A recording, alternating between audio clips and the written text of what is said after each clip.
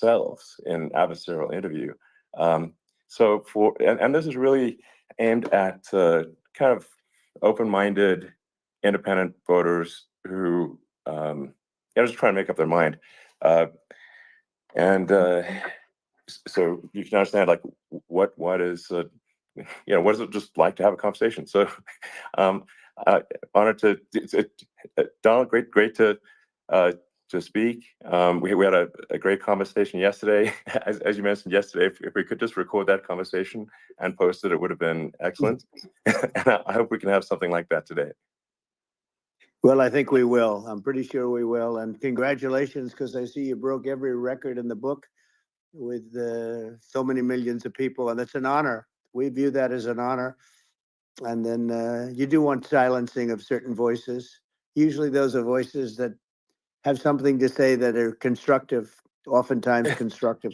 And so we have to consider it an honor. But congratulations on breaking every record in the book tonight. That's great.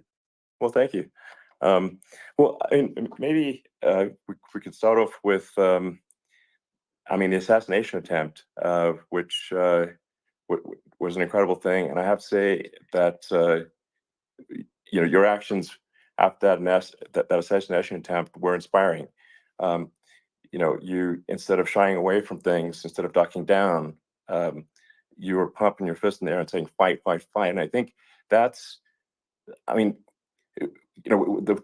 president of the United States represents America. And I think that is America. That is strength under fire.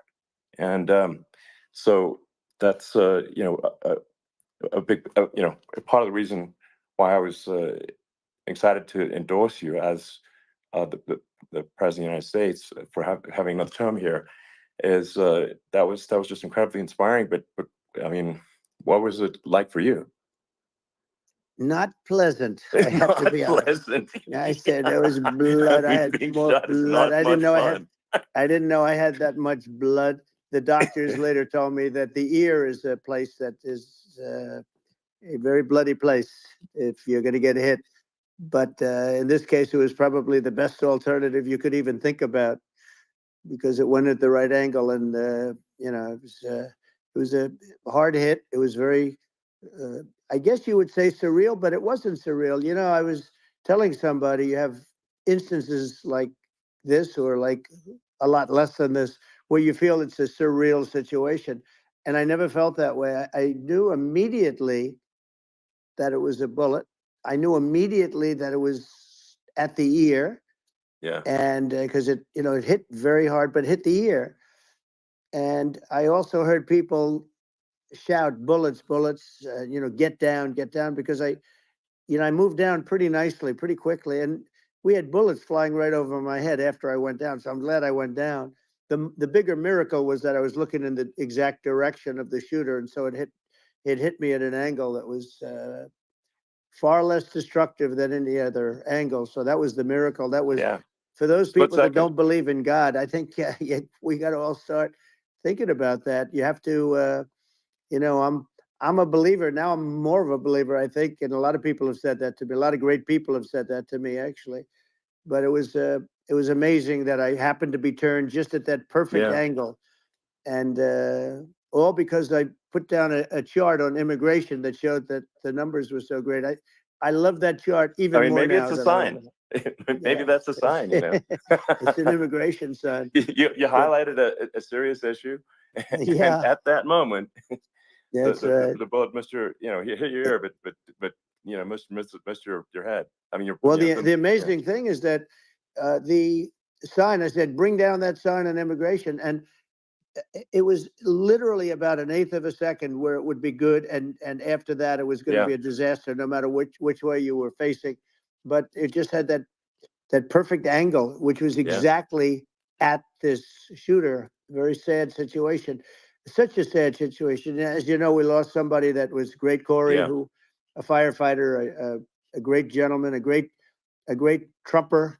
He was just a fantastic family and a fantastic man. And a friend of mine came up, Elon, and said, I'd like to give the family some kind of help.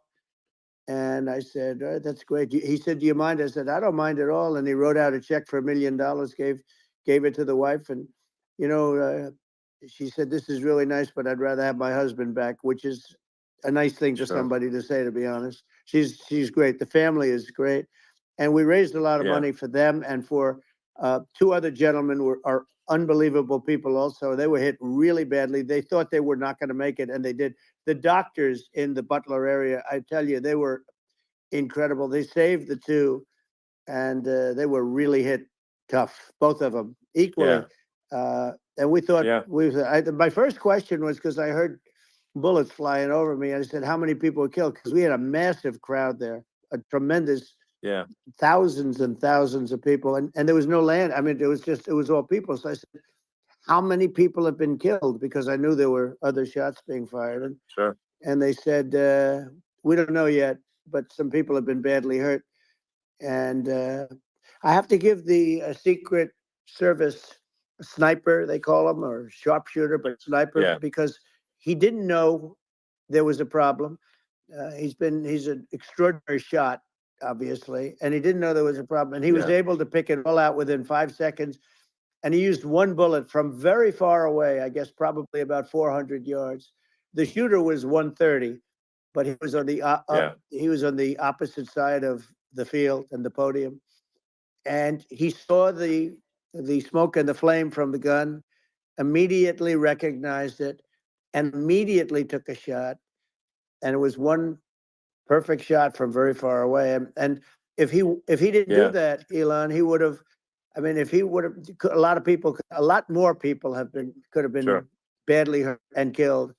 So Yeah, I have to absolutely. take my hat off to him, because that's also a surreal. You know, he's been with them for 23 years, and Yeah. he's never had anything like this. And all of a sudden, he has to act, and it's a very tough thing to Sure. act and to be shooting somebody. But he saw the gun, saw the smoke, saw the flame from the gun, very far away. I obviously has very good eyes. He's got very good vision, which I assume you Yeah. have to have in that particular work. But he took Absolutely. aim very quickly, and they say it was approximately 5 seconds from long range, Yeah. one bullet. If that didn't happen, because Yeah. the shooter had a lot of bullets, he had a lot of cartridges Sure. up there with him. So Well, could have been brave. I mean, that's clearly, he was very competent in taking that shot to stop the attempted assassination. But I mean, there does seem to be, I mean, some pretty significant failings elsewhere in the system. Like, there's just no way that, like, how on earth does a shooter get on a roof 130 yards away? That seems crazy. I think most people people are wondering how on earth could such a thing happen? Well, you know, I view it as two ways. There should have been nobody on the roof. There were people, because there were so many tens of thousands of people there. There were people that were seeing him, and there was one woman with a red shirt and Right. Trump all over I it, saw and the video. she's screaming, "That guy's got a gun!" You know, you saw it probably. There's a No, I guy saw the up there video. with a So I gun. mean, it's like I guess, I mean, for my part, and I think probably many members of the public are wondering how the heck are, basically people wondering by pointing out there's a guy on the roof with a gun. Yeah. And they're seeing it, but somehow it's not being addressed. That does seem crazy. Well, they're going to learn from this. The communication between the local police, who sort of had an idea, and then ultimately a man lifted himself up to the roof, could barely do it because he was pulling himself up, and he saw the man with the gun. The man with the gun pointed the gun at him. He thought he was probably going to get shot, but he was like pulling himself up, and because of that, he couldn't get to his gun, and he fell down. Actually, very badly hurt his leg, his ankle. I hear very badly, but he fell down, and he did. From what I understand, he did say there's a guy up there with a gun, and the shooting started very quickly after that. I think it forced the shooter to go maybe quicker. He was supposed to be a very good shot. Yeah. My sons, Don and Eric, they can't believe what happened, but they said from 130 yards, a bad shot would hit that target almost every time. They said it's like in golf, Yeah. sinking a 2-foot putt. Yeah, it's not it's not a tough No, shot. it's not a Um, long shot. The Secret Service person had the long shot. He had triple the yeah, distance actually. So it was a terrible thing. Look, it's hard. I have to say this about the Secret Service. When I went down, and I went down based on, I think, they're screaming, but other people also, because people saw this happen. You had so many people. One of the miracles was that nobody ran. I mean, if a gun goes off, the crowd yeah, control people showed us this.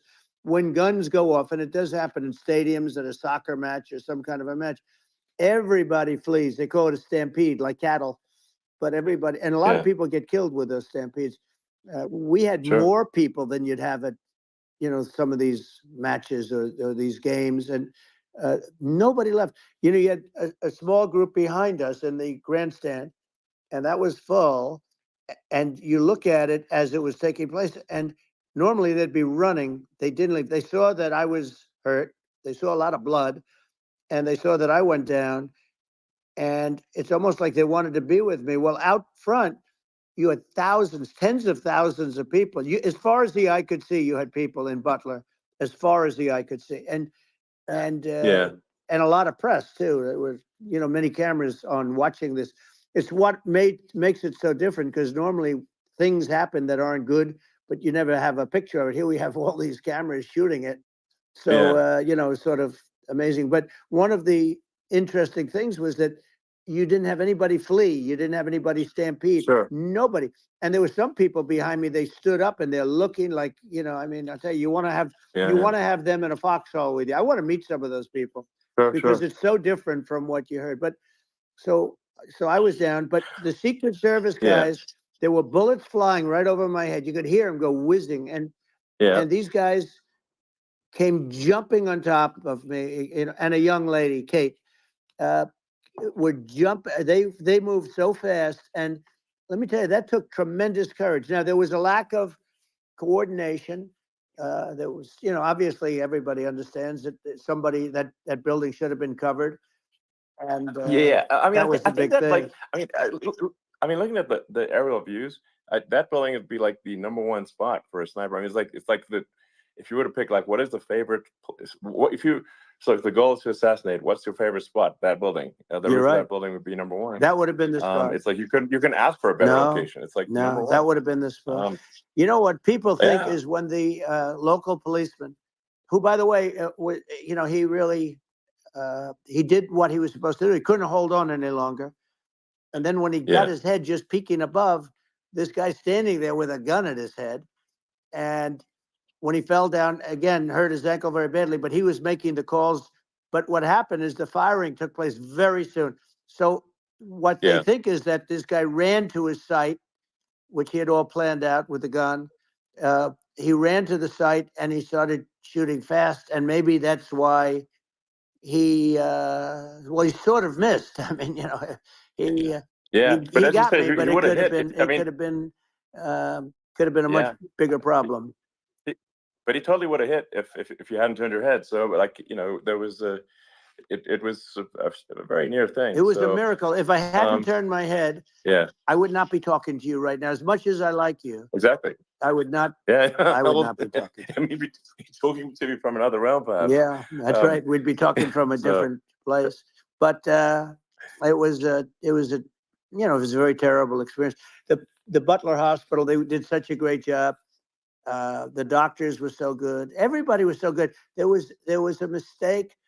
If somebody knew, because people were hearing that, there was just a bad feeling that there was somebody was around. You know that story now. It's been pretty yeah, well. yeah, And yeah, if somebody could have said, because they've oftentimes said, like there'd be a lightning storm or something. Because I've done, I think, over 300. I think I did a lot more than that, but we did a lot. And oftentimes they'll say, "Sir, could you wait 10 minutes, please? Sir, could you wait 20 minutes? There's a storm overhead or lightning or something," right?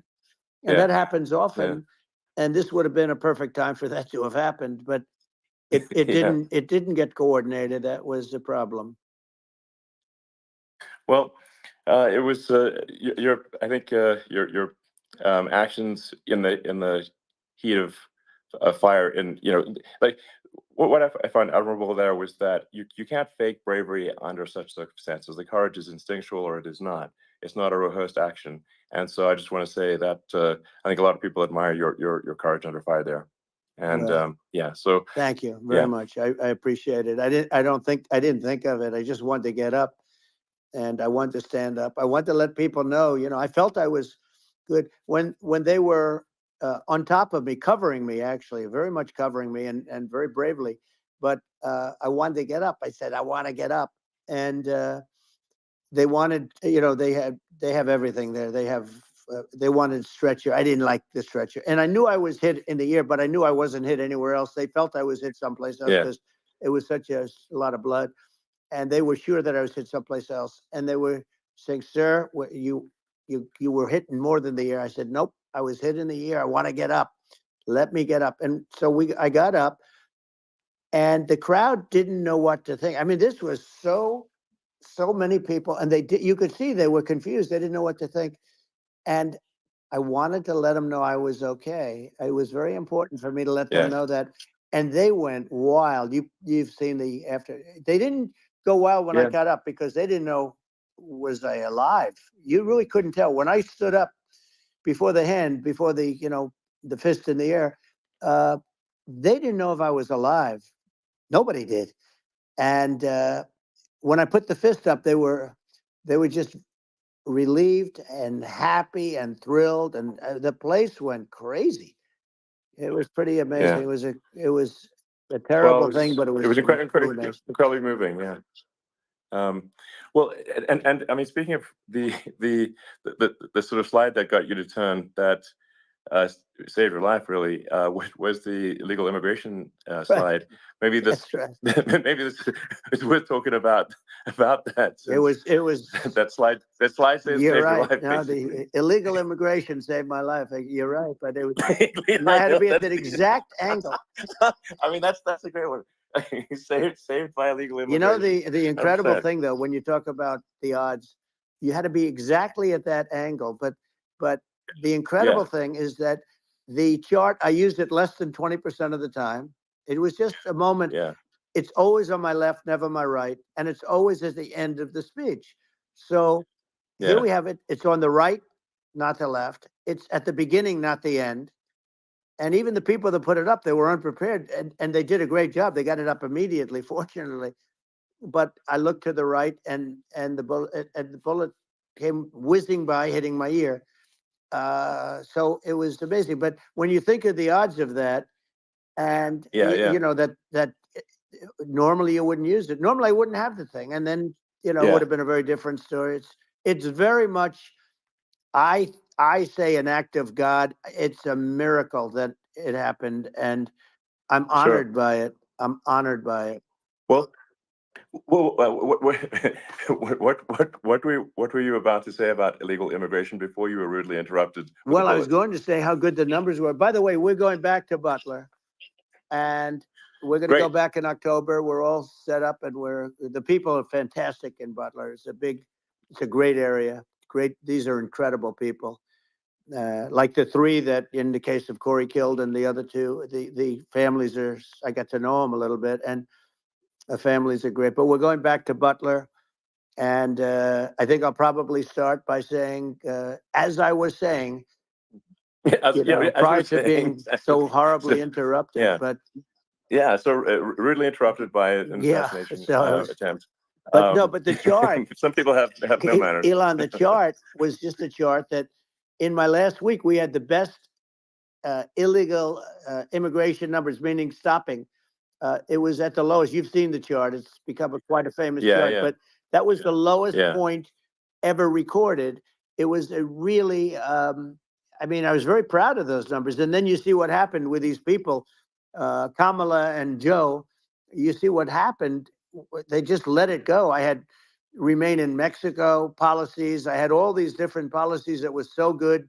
Uh, Guys like Tom Holman and Brandon Judd from Border Patrol. These are all people that they've been on television. They said it's the best numbers we've ever had. We had so many different checks, catch and release in Mexico, not the United. We had catch and release in the United States. We had it in Mexico. We had so many things. We had things where if many people come in there, they have contagious diseases. We had everything passed. If you have a contagious disease, I'm sorry, but we cannot allow you into the country. So we were setting Yeah, literally records, and all I was doing is showing that, and I use it sometimes, sure. and in this case, I'm glad I used it.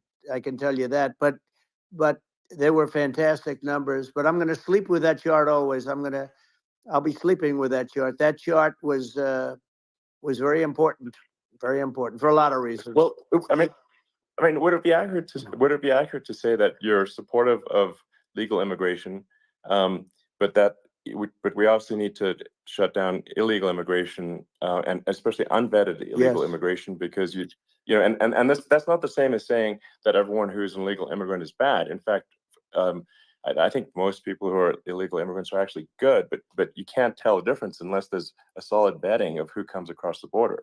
Does that accurately 100%. represent your position? I say it Okay. very simply. They have to come in legally. They have to be checked. Yeah. Because look, Kamala was the border czar. Now she's denying it. Everything that I do, she's Yeah. saying she was strong on the border. We're going to be strong. Well, she doesn't have to say it. She could close it up right now. They could do things right now. It's horrible. Uh, no tax on tips, and all of a sudden she's making a speech and there will be no tax on tips. I said that months ago. And by the way, they had just the opposite. They had not only tax on tips, but they hired 88,000 IRS agents, and many of them were assigned to go get waitresses and caddies and all of this on tips. They have a policy. They had a policy that they were really going to go after you and were really harassing people horribly. And then all of a sudden, for politics, she says, she comes out with what I said, which I think is terrible. And I think it's also hitting them very hard. These people are fake. Now they're also saying they did a good job on the border. We had the worst numbers in the history of the world, not of our country. There's never been a country in history that has had a catastrophe like this. We've had, I believe, and I think you believe this too, you hear 12 Yeah. million, 13. I believe it's over 20 million people came into our country, Yeah. many coming from jails, from prisons, from mental institutions, or a bigger version of that is Yeah. insane asylums, and many are terrorists. And I'll tell you what, they're coming not just from South America, they're coming from Africa, they're coming from all over the world. They're coming from Asia, they're Yeah. coming from the Middle East, they're coming from countries that are uh, stupidly and horribly bombing Israel October 7th. They're coming from all over the world. And you look at, it's so sad, October 7th, because it should have never happened. Yeah. It's so sad when Sure. you look at Ukraine. It should have never happened. We have a defective Yeah. government. These are defective people, and they're not people that should be running it. But where you see it the best is the border, because you have millions of people coming in a month, and then she gets up and she tries to pretend like she's going to do something. She had 3.5 years. And by the way, they have another 5 months that they can do something, but they Yeah. won't do anything. It's all talk. She's No. incompetent and he's incompetent. And frankly, I think that she's more incompetent than he is. And that's saying something, because he's not too good.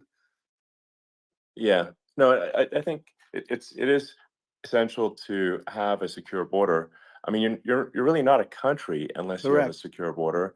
And And uh, secure elections, you too. know, yeah, absolutely secure elections. And so it's just essential to have a real border, or we can't function as a country, and our service, our central services are being overwhelmed in a lot of cities.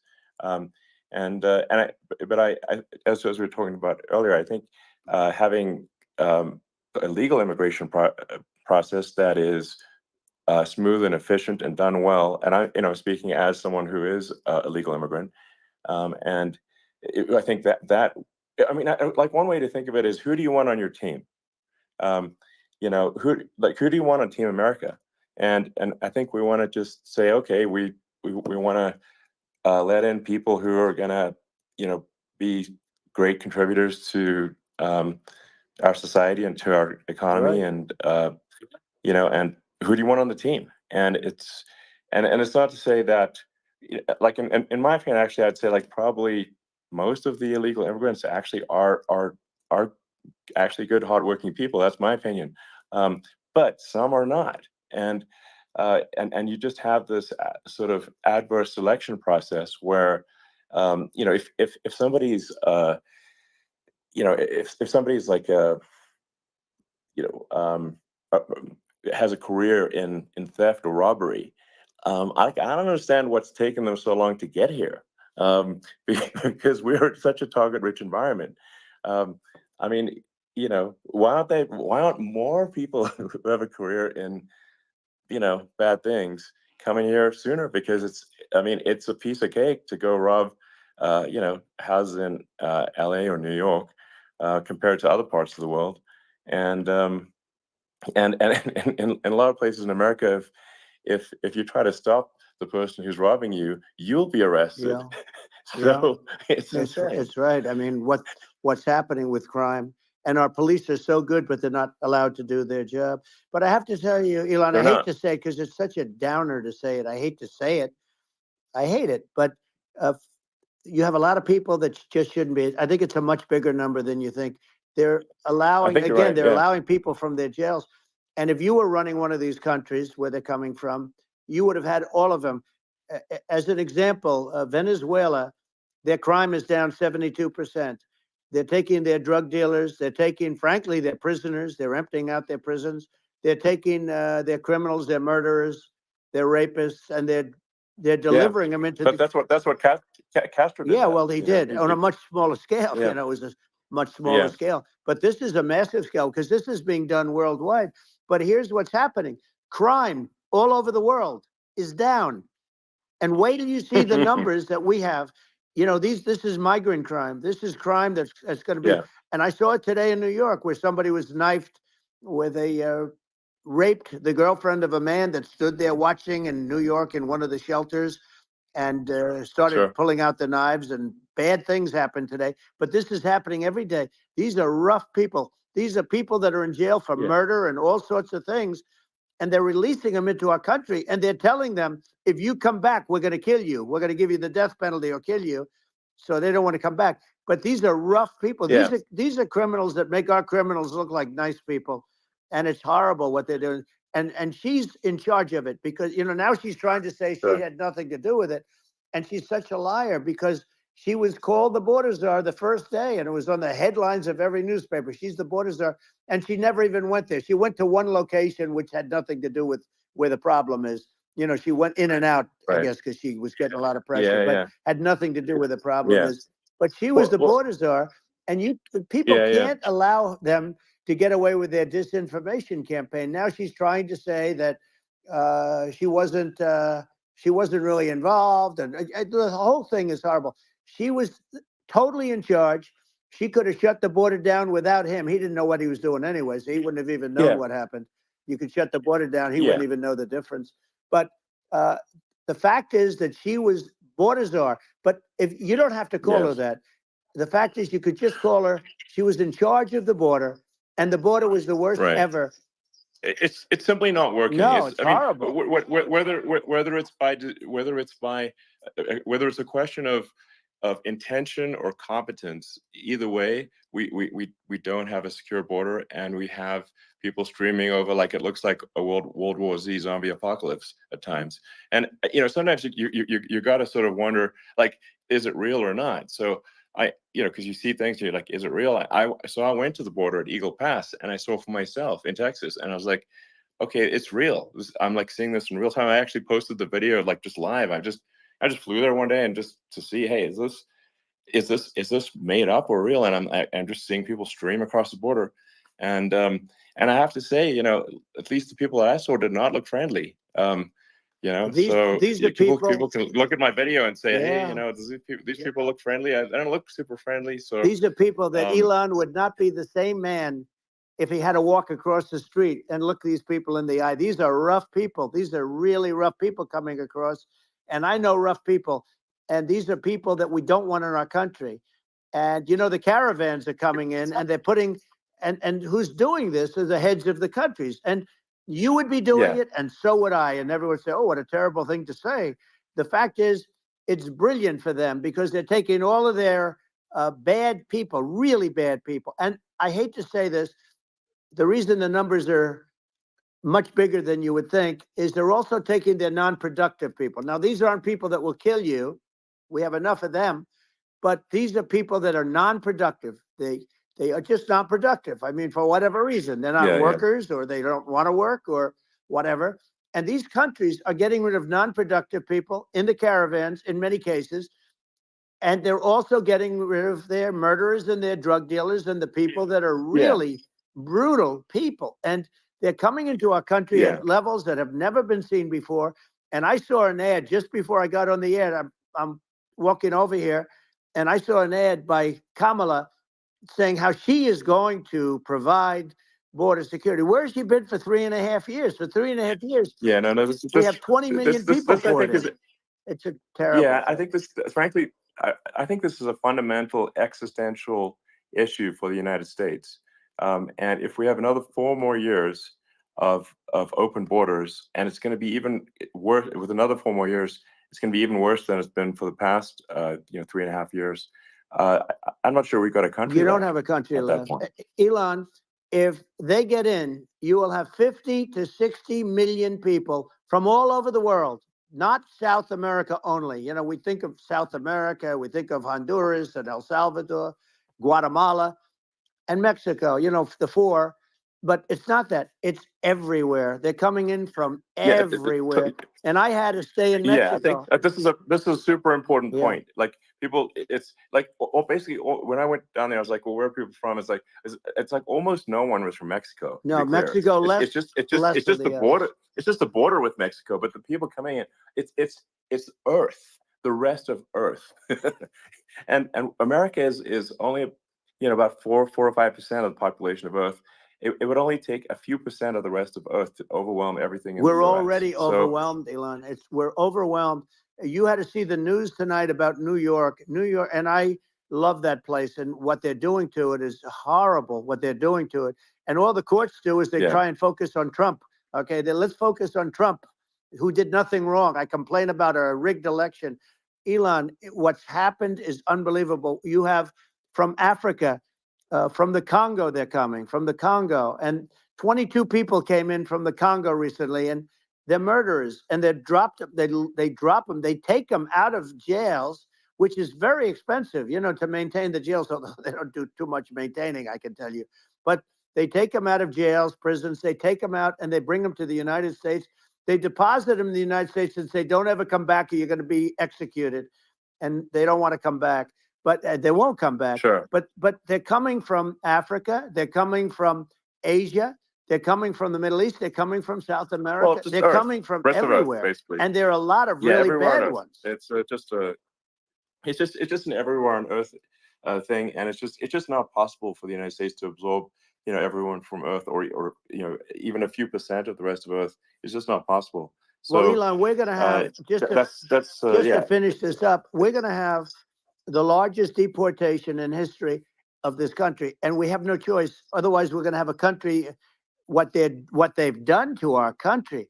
Think of it, with in Venezuela and in some of these other countries, crime is down 50, 60, 70, 80%. And you would be the same. You would have. yeah, I'll yeah, tell you what, Venezuela has not gotten rid of all of them. They've gotten rid of about 70% of their really bad people. Their jails are about 50% put into the United States. The same with other countries. Some sure. are 30%, some are at 50%. They're all different. But the bottom line is they're all going to be at 100%. Why wouldn't you put 100% of it? Yeah, And they're doing it right now while this third-rate phony candidate. Don't forget, I beat Biden.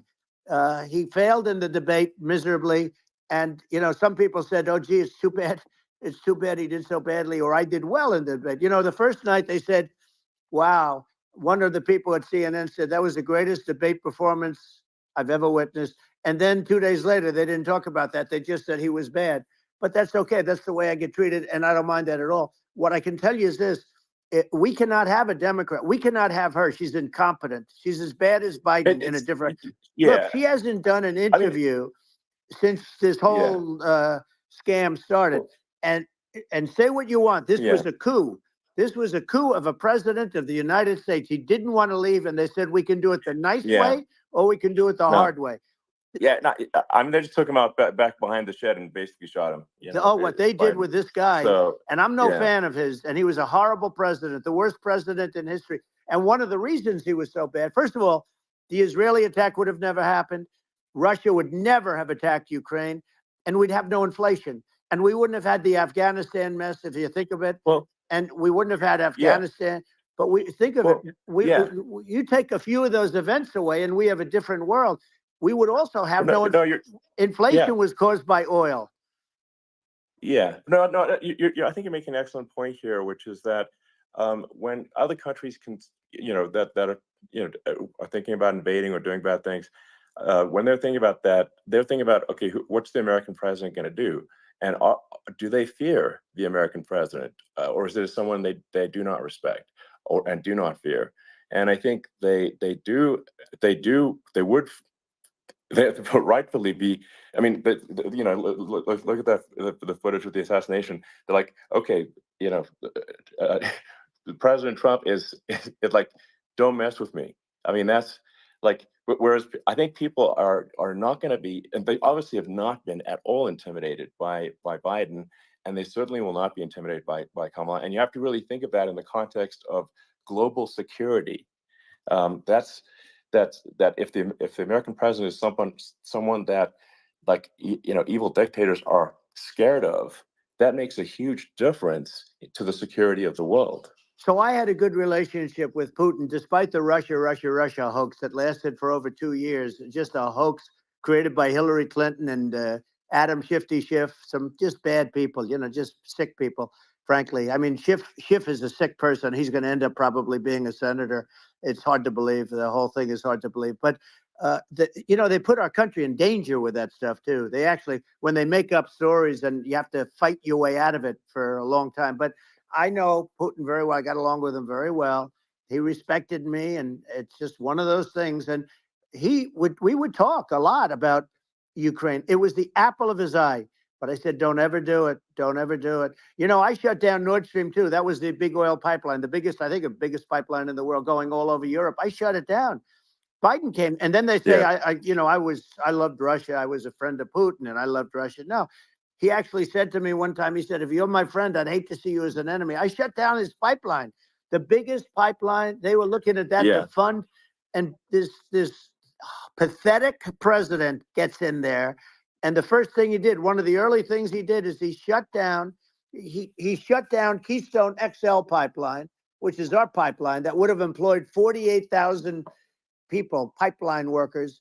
Shuts it down. That was, a massive job that Obama refused to allow. Yeah. I allowed it in my first week because it was jobs and it moved oil. And by the way, in a much more environmentally friendly way. It's underground. It's not a truck that catches on fire or a train that catches on fire. But think of it. He shut down the XL pipeline, the Keystone XL pipeline. Yeah. He shuts that down, and he approves the Russian pipeline. Yeah, it doesn't make any sense. It's like, it's inconsistent. Certainly, but I mean, I think it's just worth emphasizing, to listeners, the immense importance of whether the United States president is intimidating or not intimidating, and how much that matters to global security, because there's some real tough characters out there, and if they don't think the American president is tough, they will do what they want to do. I know every one of and them. that puts it puts the whole world in danger. Elon, I know every one of them, and I know them well. I know Putin. I know President Xi. I know Kim Jong-un of North Korea. I know every one of them. And let me tell you, people will say, oh, this is terrible. He said, I'm not saying anything good or bad. They're at the top of their game. They're tough. They're smart. They're vicious. And they're going to protect their country, whether they love their country. They probably do. It's just a different form of love, but they're going to protect their country. But these are tough people at the top of their game. And when they see a Kamala or when they see Biden, Sleepy Joe, they can't even believe it. They can't believe this happened. All the stuff that you're seeing now, all the horror that you look at Israel, they're all waiting for an attack from Iran. Iran would not be attacking, believe me.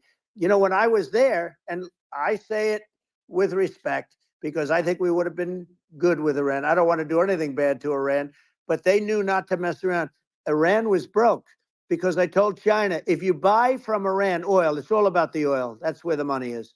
But if you buy oil from Iran, you're not going to do any business with the United States. And I meant it. And they said, we'll pass. They didn't buy oil. Other countries, likewise. Sure. You want to buy, you're not doing business with the United States. And they were at a point where they had no money for Hamas. They had no money for Hezbollah. They had no money for any of these instruments of terror. And it was amazing. In fact, there were articles when I was leaving, which is hard to believe, actually, especially when you look at what's happened to our country. Our country is so bad right now. It's such a different place. We were respected.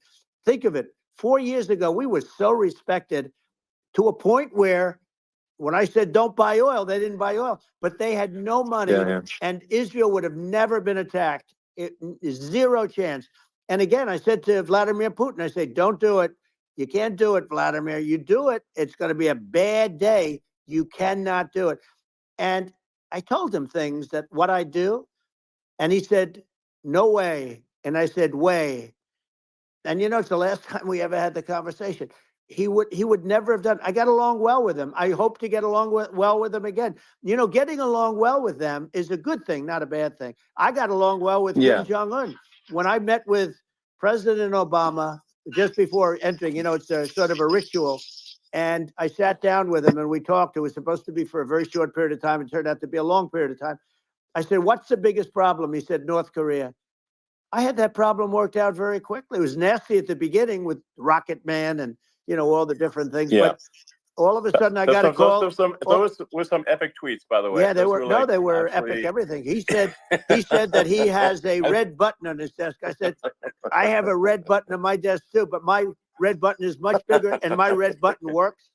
And then I called him Little Rocket Man of Little Rocket Man. Anyway, here's the bottom line. All of a sudden I got a call from him. And they said they want to meet. They want to meet me. And we met, as you remember, we met in Singapore. We met also in Vietnam. And I got along with them great. We were in no danger. But President Obama thought we were going to end up in a war, a nuclear war with him. And let me tell you, he's got a lot of nuclear stuff, too. Exactly. He's got plenty of nuclear. He can do plenty of damage. Yes, I mean, it's because, people like Kim Jong-un, they respond to strength, not weakness. Well, he and I had a good relationship. Remember I met him and we walked onto his land. Nobody ever walked onto his land before. I walked onto. I wouldn't say. Let's bring up Secret Service again. I wouldn't say they were thrilled when I did that. I walked onto his land, and it was an amazing period. But we were not in danger with him because of me. I always say that we have enemies on the outside and we have enemies on the inside. We have some really bad people in our government and people that are controlling of the people. I mean, I'd mention names, but I really don't want to give them the credit. But we have some really bad, and I say they're more dangerous than Russia and China. If you have a smart president, a president that gets it, we are not in danger from those countries because they need us and they need our help. I mean, we forced Obama, if you think about it, Obama and Biden, and Bush to a certain extent, in all fairness, forced Russia and China together. And if you're a history student, the first thing you learn is you cannot let Russia and China align. But then they also got, if you take a look, Iran, and they have North Korea. That's, they call it the axis of evil. In the old days, you had the axis of evil. Here we have a modern day axis of evil. These are powerful countries, very heavy nuclear, which is the biggest threat. The biggest threat is not global warming, where the ocean's going to rise 1/8 of an inch over the next 400 years. And you'll have more oceanfront property, right? The biggest threat is not that. The biggest threat is nuclear warming, because we have 5 countries now that have significant nuclear power, and we have to not allow anything to happen with stupid people like Biden. Biden did something with Russia. There was no chance of him ever going in. And when I left, and then after I left, they started forming big armies on the border with Ukraine, right? And I looked at that, and I thought he was doing that because Putin's a good negotiator. I thought he was doing that to negotiate. But then Biden started saying such stupid things. For instance, he said that it can be a NATO country. Now, Russia, for as long as there's been NATO, has said we're never going to agree to that. And we go right up front and say that. And we did things and said things through this president with a low IQ, very low IQ.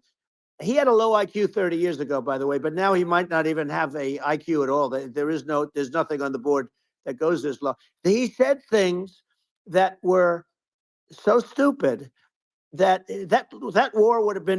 war had zero chance of happening if I were there. Zero chance. He was saying everything the opposite. Everything the opposite. And it's so sad because many more people have been killed in Ukraine than you read about. You don't read about how bloody it is and how disaster. Sure. Hey, look, just in the two armies, you lost 500,000 people. And Ukraine's having a hard time. Ukraine, I don't know if you saw the article recently, and it's true. You don't hear the true story.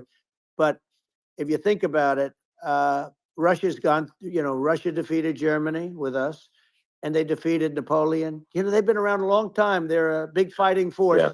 Sure. And it's very unfair. And Ukraine now doesn't have enough men. They're now using young men and very old men to fight. And we're in a very bad position. And I'm not going to blame exclusively, but I can tell you I could have stopped that. And a smart president could have stopped that. It wouldn't have happened.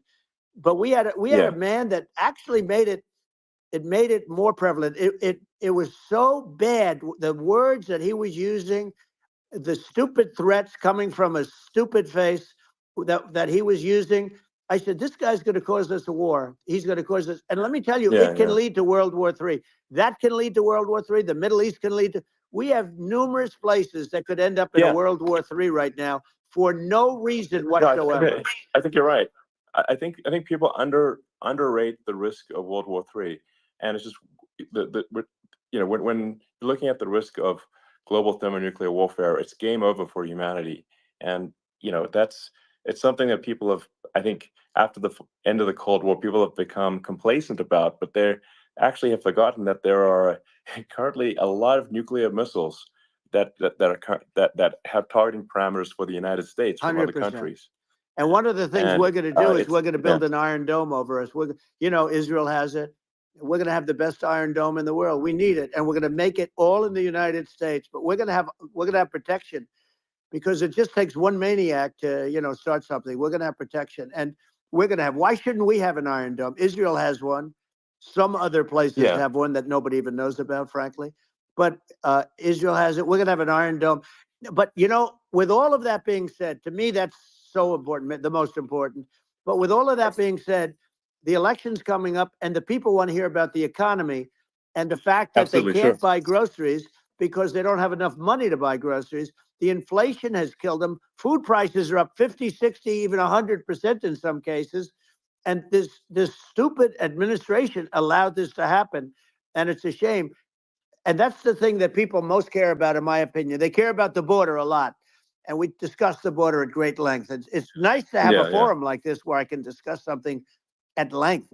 And by the way, you think Biden could do this interview? Do you think that Kamala could do this interview? They would take a pass on you. No, they could not. So they don't need Elon.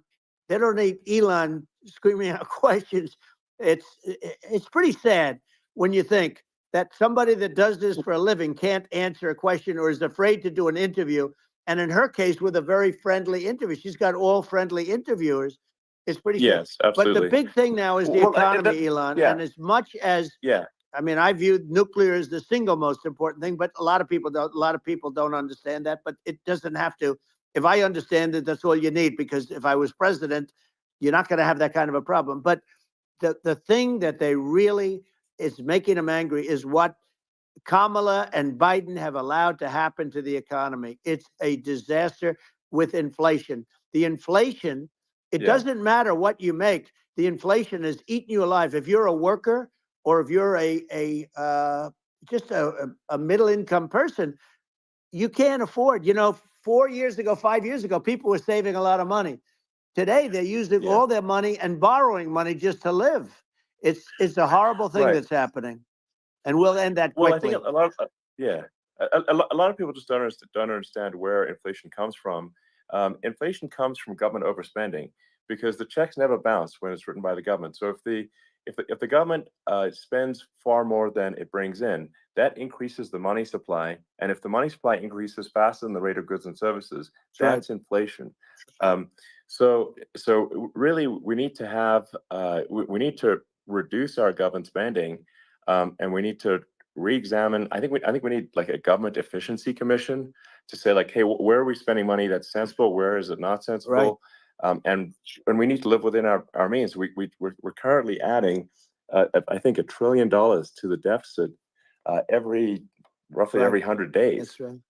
And the interest payments on the national debt have now exceeded the defense budget. It's on the order of $1 trillion. It's interest, and it keeps growing. I rebuilt our military, largely rebuilt our military. Did a great job on it, which was so important. We had jets, we had fighters that were and bombers that were 70 years old, and we did a great job in that. Then we, by the way, we gave 85 billion of it back to Afghanistan, if you can believe it. We gave them 85 billion. They're one of the largest sellers of military equipment in the world. They're selling what we gave them. That was one of the most embarrassing days in the history of our country. But if you think about, let's go back to the economy. We have to bring energy prices down. Energy started it. The price of gasoline. Now your cars don't require too much gasoline, so you have a good, and you do make a great product. I have to say, I have to be honest with you. That doesn't mean everybody should have an electric car, but these are minor details. But your product is incredible. But the gasoline, Elon, is the cost of energy. Not only gasoline, it's the cost of heating your house and cooling your house. That has to come down. It's gone up 100%, 150, and 200%, and that has to come down. When that comes down, and we're going to drill, baby, drill. They stopped drilling, and then they went back to drilling because they went back to the Trump policy. But if they won the day after they get into office, this country will go out of business because they're going to go to an energy policy that's not sustainable, wind and different things. You're not going to have anything. And I know you're a big fan of the AI, and I have to say that AI, and this is shocking to me, but AI requires twice the energy that the country already produces for everything. So we're going to have to build a lot of energy if our country will be competitive with China, because that's our primary competitor for this on the AI. You're going to need a lot of electricity. You're going to need tremendous electricity, like almost double what we produce now for the whole country, if you can believe it. Sure. Well, just going, back to this, like this basic thing, that people try to make it sound complicated, but it's not. But inflation is caused by government overspending. Would you agree that we need to take a look at government spending and have perhaps a government efficiency commission that just tries to make the spending sensible, and so the country lives within its means, just like a person does? The waste is incredible, and nobody negotiates prices. You used to have a lot of people making jets, and you end up with two companies, and they'll probably try and merge at some point. I mean, I went through it, like Air Force, just a thing like Air Force One. One of the first documents they asked me to sign, a general walks in, "Sir, would you please sign this document?" And what is it? Air Force One. That's with Boeing, which is basically two planes, two 747s. And the price was $5.7 billion for two planes. Now, now they're highly sophisticated. That's insane. They're even nicer than your plane, okay? But much more sophisticated. They're very, I won't say what's on it, but they got a lot of stuff on it. Anyway, but it's 5.7. That's a crazy number. It's a crazy number. But I said, I'm not going to pay 5.7. I'm not going to do it. I said, who made the deal? Obama and his people. I said, well, then I know the deal's no good. I'm not going to do it. And over a course of about 4 weeks, by my saying I'm not going to do it, I got the price reduced by $1.6 billion for the exact same plane, other than we had a nicer paint job, if you want to know the truth. But for the exact same plane, I saved one. And I said to Boeing, man, you guys must make a lot of money if you can reduce the price by that. But now what I do hear is that they're going back to the Biden administration and wanting big cost overruns, because they see these dopey suckers in there, and they'll end up getting some of the money back. But I shaved it by $1.6 billion for the exact same plane. And you can now take that and multiply that out times thousands of other items. Multiply it by the numbers are astronomical. I agree with you. Well, I mean, if so, I think it would be great to just have a government efficiency commission that takes a look at these things and just ensures that the taxpayer money, the taxpayers' hard-earned money, is spent in a good way. I'd be happy to help out on such a commission I'd love if it. it were formed. Well, you're the greatest cutter. I mean, I look at what you do. You walk in and you just say, "You want to quit?" They go on strike. I won't mention the name of the company, but they go on strike, and you say, "That's okay. You're all gone. You're all gone." So every one of you is gone, and you are the greatest. You would be very good. Oh, you would love it. But if you look at Argentina, Well, I'd be happy to yeah. help By the way, out. congratulations. I Yeah. just looked at the number of people that are listening to you and I chat. We'll call it a chat, but Yeah. congratulations. This is very good. I mean, it's great. And you're an interesting character. The new head of a place called Argentina, and he's a big, Malay's he's awesome. great, and Yeah. he's a big MAGA fan. You know that he ran on MAGA, and he took it to an extreme too. He ran on MAGA, and I hear he's doing really a terrific job. It's called Make Argentina Great Again. It worked out perfectly. He came in, he bought a lot of hats, he brought everything, but he's doing a big job. He really cut. And I'm hearing Yeah. they're starting to do pretty well. Inflation's getting down. They had like Yes, 2,000%. And they had inflation like not normal inflation. They had the real deal. But we're going to Yeah. have that pretty soon. I think we have the worst inflation we've had in 100 years. They say it's 48 years. I don't believe it. I think we have the worst. They don't include a lot of the items that should be included. Yeah. Well, it's just from government overspending and not spending taxpayer money Yeah. effectively, and having just like so many departments you can't even name them all. And what Malay is doing is he's cutting government spending. He's simplifying things. He's having putting in regulations that make sense. And we're Argentina overnight is experiencing a giant improvement That's right. in prosperity.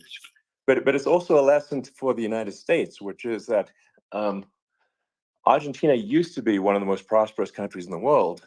In the I think in the 30s, 40s, and because of bad government policy, it ruined the country. And if you take Venezuela, for example, Venezuela should be incredibly prosperous. They have phenomenal reserves of everything, oil, everything, and it should be prosperous. But if the government's wrong, it impoverishes the people.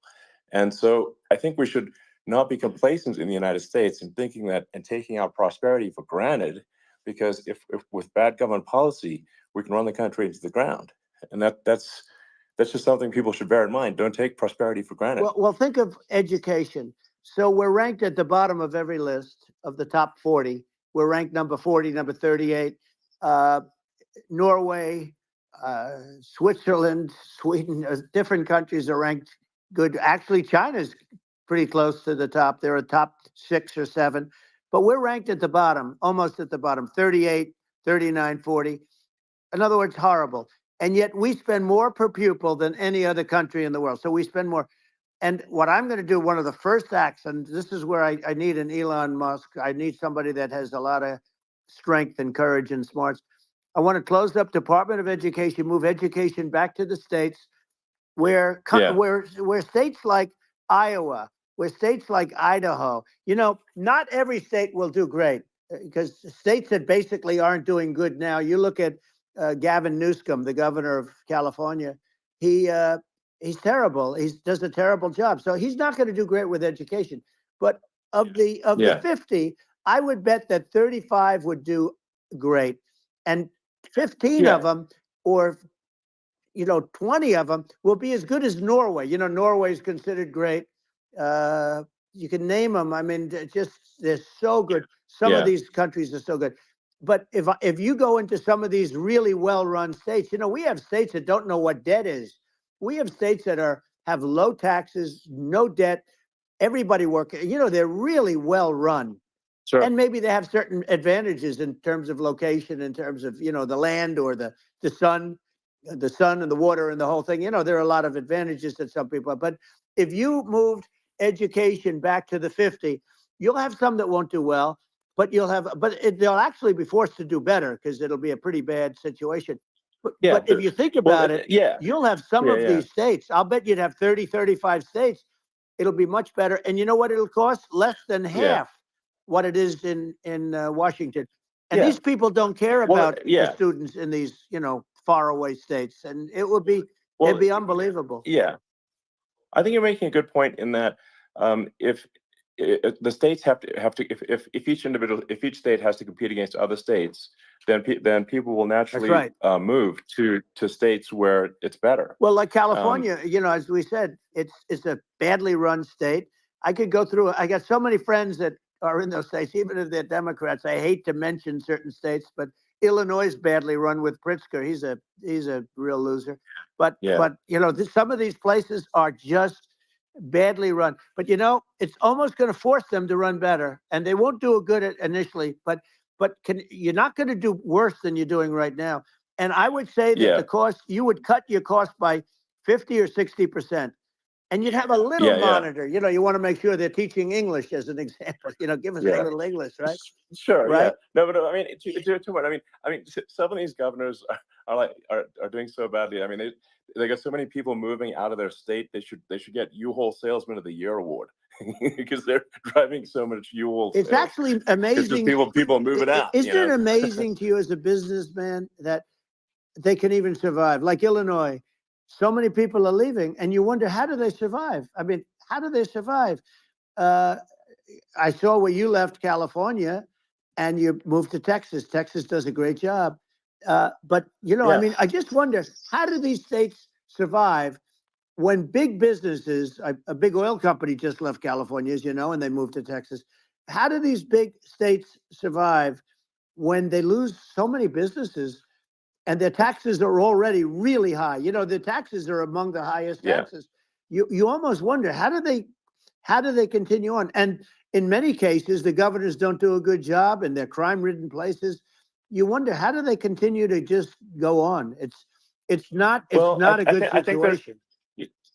I think the only thing that's going to force some of these states to change is if they risk bankruptcy and they're not getting bailed out by the federal government. Right. Well, that's the only thing that's going to get them to change. You remember the area in California where they had that, where I guess somebody had sticky fingers and they stole a lot of money, and they went into a form of chapter, and it was very nasty for a period of time. But now it's probably the most popular place in all of California. So at some point, something like that may have to happen. But the problem is you can't penalize people that loan money to the state when you have incompetent people like a Pritzker. Look, the family didn't want him in the family business. And then he ends up being governor of Illinois. So, what, is he going to be a great governor? And, you have people, I could name every one of them. I got to know every one of these, and some are very good and some are just horrible. Well, I think that the larger point here, too, as you're saying, like a lot of people are concerned about the economy, a lot of people are concerned about inflation, and inflation is effectively a tax on people that save money, and for people that are working day to day, it's just a form of taxation. And if we can solve the government spending problem, we'll solve the inflation problem, which means people will have a better standard of living, and that's a really big deal. Well, the people that got hurt worst are the people that did it the way they were taught to do it all through, their younger life and their young life and their whole life. The people that saved money and then they got no interest on their money and inflation destroyed them. And frankly, they were almost better off if they didn't do anything like that. I mean, those people have been absolutely decimated, and we're going to bring those people back and help those people. We've got to get the prices down. When I look at bacon costing 4 or 5 times more than it did a few years ago, when you look at some of the food products in grocery stores, people they can't believe it. They used to be able to buy a whole cart, and today, a lot of people just don't have the money. They go in and they can't buy anything. They look at it's sticker shock. They call it sticker shock, right? I think it really just comes, like I said, I think it just comes down to really, I guess, two things, which is that if you solve government overspending, you solve inflation, which improves living standards of the average person, and then if you deregulate, like have sensible regulations, so because a lot of the regulations are nonsensical and cause the cost to be extreme for no reason. But unless you've got effective deregulation, like Reagan did a great job on deregulation in the 80s, but it's been 40 years since we hadn't had right. anyone really. I mean, during your administration, we made some progress, but I think there's opportunity to make, I think, radical progress with sensible regulation. And if Well, Elon, those two things, yeah, those are the big deals. we set a record. We did more deregulation and more restrictions on all of the different businesses than any other president. Remember, I had the rule for every one we put in, you have to get rid of 10 or 12. And we did Yes. radical cuts on all of that. And a lot of that's being put back by this administration. And we did radical cuts on things that weren't necessary.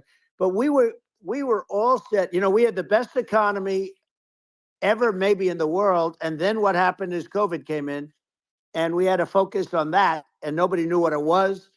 And I always say I got good marks on economy, good marks on military. We knocked out ISIS. We did so many different things. We rebuilt. But, you know, I never got the credit that we really deserved on what we did with COVID. We never got the credit. But had that not happened, a gift from China, from Wuhan, came in from Wuhan, the Wuhan labs, and I always said it, and it turned out to be right. But had that not happened, we were set to start reducing debt. We were going to reduce taxes further. I gave the largest tax cuts, and we were going to reduce taxes still further for middle income people, not only businesses. But we did it for businesses because they're the ones that's why we had the great job numbers. But we were set to really start reducing debt. And, you know, we're sitting on the biggest pile of liquid gold anywhere in the world, bigger than Saudi Arabia, bigger than Russia. And we were going to drill and we were going to make so much money. We were going to supply Europe with oil. I had stopped the Russian pipeline and we were going to supply them with oil and gas. We were going to make a fortune. And then the COVID came in and we really had to divert. Then what happened is when they came in, you know, we kept a lot of businesses alive. If I didn't do what we did, we would have had a 1929 type depression. But the problem is when Biden came in, he got trillions of dollars and just started spending it stupidly. You didn't need it anymore. You know, we got over that bad period where everybody was dying and, you know, it was just not a good period. Interestingly, you know, during his administration, many more people died during his administration of COVID than during my administration. And we really got the brunt of it. But people don't realize more people died during his administration than ours. But it diverted us from doing what I wanted to do. But we had the greatest for, you know, almost 3 years.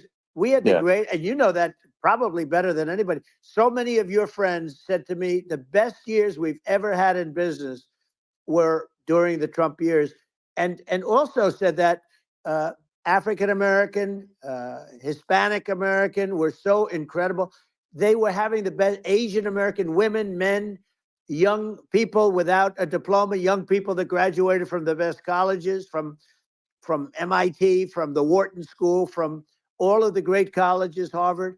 They were doing better, and people without a diploma were doing better, and everybody was happy. And then COVID came, and we had the problem is they spent trillions and trillions of dollars. They wasted. They shouldn't have taken any money, and we wouldn't be having inflation right now, which is killing our country. Yeah, absolutely. I mean, I should probably say something about, like, you know, maybe my views on, you know, climate change and oil and gas, because I mean, I think I'm probably different from what most people would assume.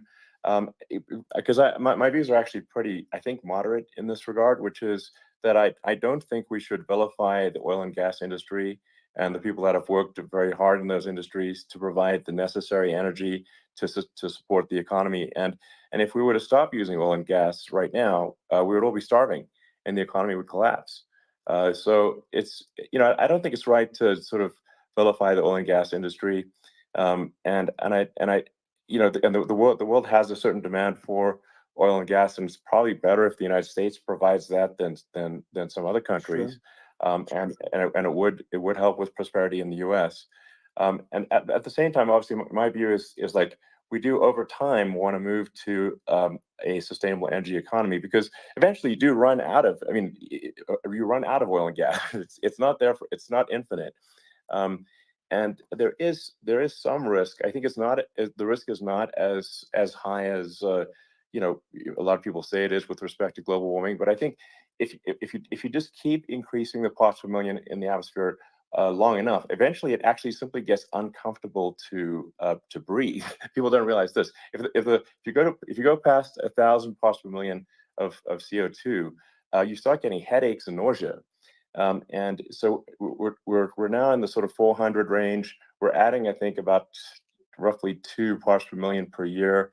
So I mean, it still gives us. So what it means is, like, we still have quite a bit of time, but so there's not like, we don't need to rush, and we don't need to, like, you know, stop farmers from farming, or, you know, prevent people from having steaks, or Right. basic stuff like that. Like you can leave the farmers alone. I agree. in How my crazy opinion. is that? Where I mean, you have farmers that are not allowed to farm anymore and have to get rid of their cattle, and the whole world is yeah, a that's little silly. crazy. But it's largely taken its lead from us. I do say, though, I've heard, in terms of the fossil fuel, because even to create your electric car and create the electricity needed for the electric car, you know, fossil fuel is what really creates that at the generating plants. And, you know, so you sort of can't get away from it at this moment. I mean, someday you might be able to, but I do hear we have anywhere from 100 to 500 years left. You know, much of it hasn't even been found yet. Yeah. But there are tremendous, like Anwar. I got Anwar in Alaska approved. Ronald Reagan couldn't do it. Nobody could do it. Everybody tried. Nobody could do it. I got it approved. The first thing that Biden did was unimprove it, to get rid of it. He ended Yeah. it. His secretary went in and she ended it. And what a disgrace. That's Anwar. That's bigger, or they think it could be bigger than Saudi Arabia in Alaska. Could be bigger than Saudi Arabia. But they went in and they terminated it. And I'll get it going very quickly, because not only is it big for Alaska, I mean, you talk about economic development, that for the United States, I mean, that is, they say, bigger than Saudi Arabia or the same size, and pure, Yeah. really good stuff. And, you know, they end it. So I think we have, you know, perhaps hundreds of years left. Nobody really knows. But during that Yeah. I mean, time, my something will estimate. come around that will be Yeah. very good. Yeah. Yeah. Well, I mean, my estimate would be, you know, a little more aggressive than that, but it's not the sort of like, we're all going to die in 5 years stuff. That's obviously BS. But I mean, my view is, like, if you just look at sort of the parts per million that increments every year, you know, you get sort of 2 or 3 parts per million every year of CO2. I mean, I think some of that, it's problematic if it accelerates, if you start going from 2 or 3 Right. to, say, 5. And then there may be some situations where you get just a step change increase in the CO2. Mhm. And I think we don't want to get too close to 1,000 ppm, because, like, that's actually makes it uncomfortable to breathe. Like, just existing in 1,000 ppm CO2 is uncomfortable. That's like that's considered like an industrial hazard. Right. Just so it's, you know, that's actually, you start getting headaches and stuff. So it's, even without global warming, it's not comfortable to live in. So you don't want to get too close to that. But I mean, I think we've got. I think we want to just move over, and, like, and if I don't know, 50 to 100 years from now, we're I don't know, mostly sustainable, I think that'll probably be okay. So it's not like the house is on fire immediately, but I think it is something we need to move towards. And on you know, on balance, it's probably better to move there faster than slower. But like I said, without vilifying the oil and gas industry, and without causing hardship in the short term, I think this can be done. Um, without, you know, but people can still have, you know, a steak, and they can still drive gasoline Sure. cars, and this, you know, it's okay. It's like, it's not. I don't think we should vilify people for it, but I think we should just generally lean in the direction of sustainability. And I actually think solar is going to be a majority of Earth's energy generation in the future, and it's certainly trending that way. Mhm. and so you get the solar power, combine that with batteries. So because obviously the sun doesn't shine at night, and then you use that to charge the electric cars, and you have a long-term sustainable solution. And that's what Tesla is trying to move things towards, and I think we've made a lot of progress in that regard. But when you look at our cars, we don't believe that environmentalism, that caring about the environment should mean that you have to suffer. So we make sure that our cars are beautiful, that they drive well, that they're fast, they're sexy. I mean, they're cool. In fact, literally, I made this sexy joke: Model S, Model 3, Model X, and Y spells out sexy. It's probably the most expensive joke out there. But I don't know, I like cheesy humor. So, but I'm not, I'm a big fan of, like, let's have an inspiring future, and let's work towards a better future, and we can do so without demonizing Right. people. I'm okay. It's very interesting. You use the word global warming, and today they use the word climate change because you have some places that go up, and so they were getting themselves in a little trouble with the word global warming, because not every place is warming. Some places are going the opposite direction. But I'm sort of waiting for you to come up with solar panels on the roofs of your cars and on the trunks of the cars, and it just seems like something that at some point you will come up with. I'm sure you'll be the first. But it would seem that a solar panel on the roofs, on flat surfaces, on certain surfaces, might be good. Yeah. At least in certain areas of the country where you have the world, Sure. where you have the sun. But I would think, and I have no idea because that's not my world, but I would think that this would be something that would be interesting. But the one thing that I don't understand is that people talk about global warming or they talk about climate change, but they never talk about nuclear warming. And to me, Sure. that's an immediate problem, because you have, as I said, 5 countries where you have major nuclear, and probably some others are getting there, and that's very dangerous. That's where you need a strong American president, because you don't want to have this proliferation. But you have 5 countries and getting more. China is much less than us right now, but they're going to catch us sooner than people think. They're way lower. Russia and us are number 1, and I mean, we're sort of tied. And China is far behind, but they're developing at a level that you're not surprised to hear, very fast. They'll end up catching up, maybe even surpassing. But to me, the biggest problem is not climate change. It's not, and everything's a problem, but it's degrees.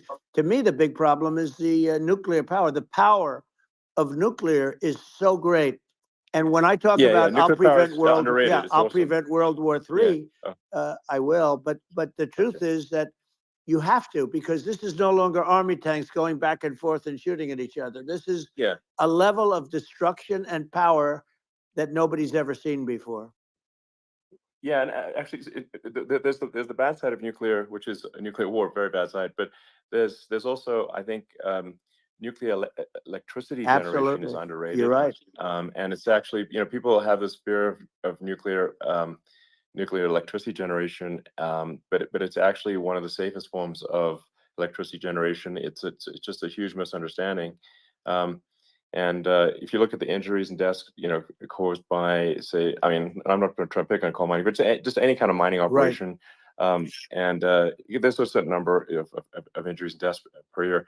And you compare that to nuclear. Nuclear is actually way better. So it's underrated as an electricity source, and I think it's something that's worth reconsidering. But there's so much regulation that people can't get it done.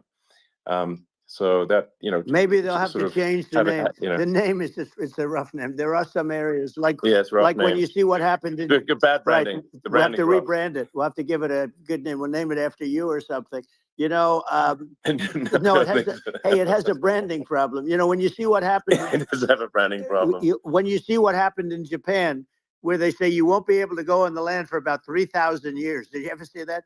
And in Russia, where they had the problem, where they there's a lot of bad things happened, and they have a problem. And they say that in 2,000 years, people will start to occupy the land again. You realize it's pretty bad. No, that's not true. But you're right about it. It's amazing.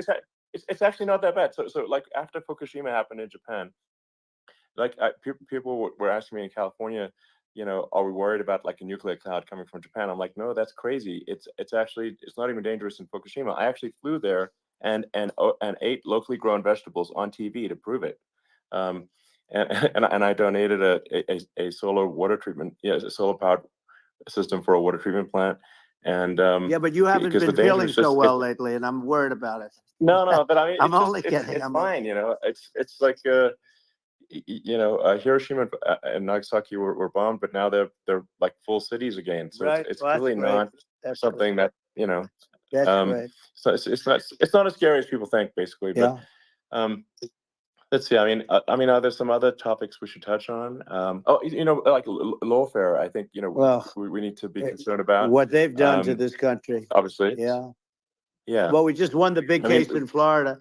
This was a Biden administration did something that's never been done in this country, and that's go after their political opponent, me, with this nonsense and just nonsense. And the big case in Florida we won, but they always pick a judge and a jury, and they use local DAs, they use the local attorney generals, like Fani, Fani, spelled Fani, Fani, and it's all a big hoax, and it's all run from there. Like in Manhattan, the one of the top people from the Justice Department went in, ran Manhattan, ran the state. The Letitia James deal was run by a person from the Department of Justice, Biden. They've never done this before, and they set up a very bad precedent. It's called lawfare, warfare.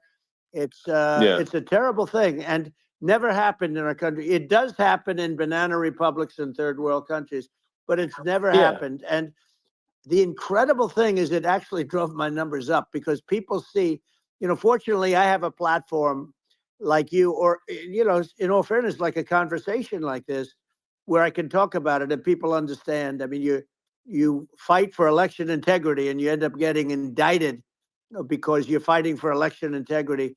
And when the day comes that you can't fight for election integrity, you don't have a country anymore. So what happens is they went after their political opponent, me.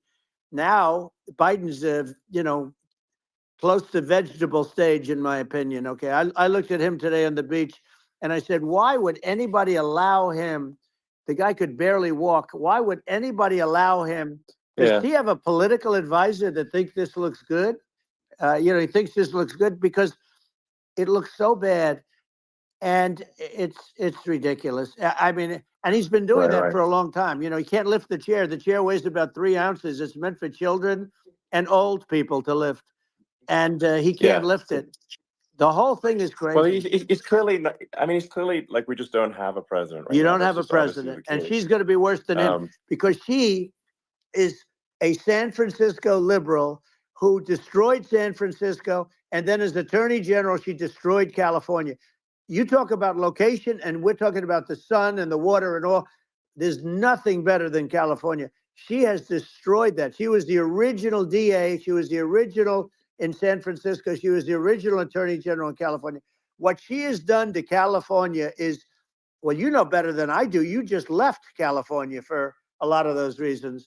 And what she's done with crime, with cashless bail, where you kill somebody. I mean, we have states now you kill somebody and they let you out right away. I mean, you don't have to even put up, and then they never find the people unless they kill again, and then they let them out again.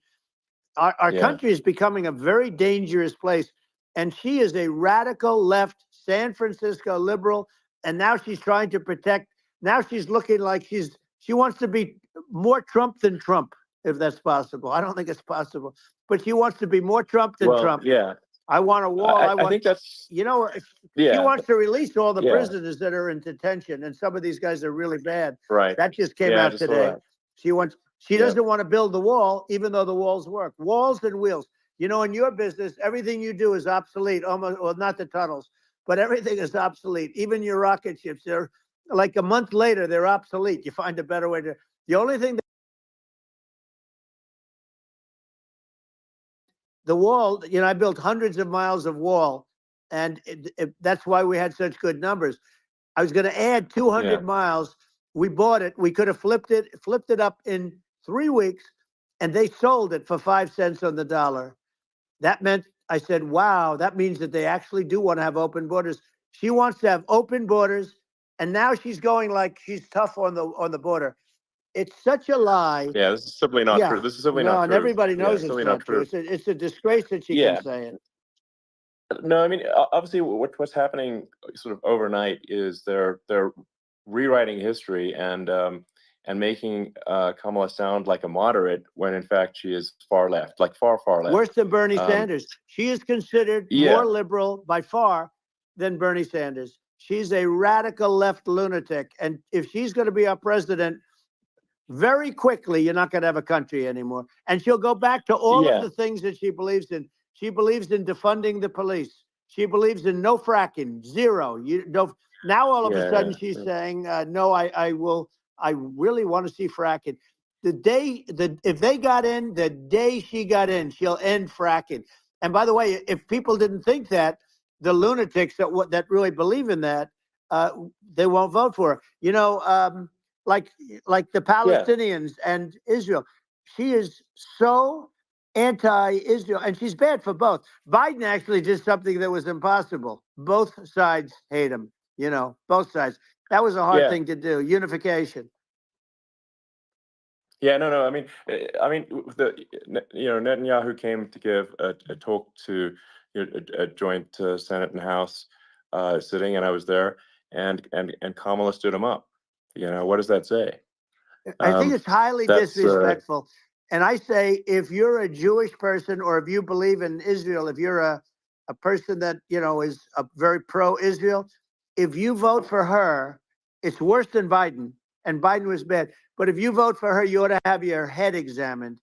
And you see tonight, I mean, as we're doing this, I'm seeing reports coming that they expect an attack tonight or tomorrow from hundreds and maybe thousands of rockets. You know, their Iron Dome, as they call it, as we all call it, but their shield that they build, that can be swamped. We'll use the term that's yeah, appropriate, swamped.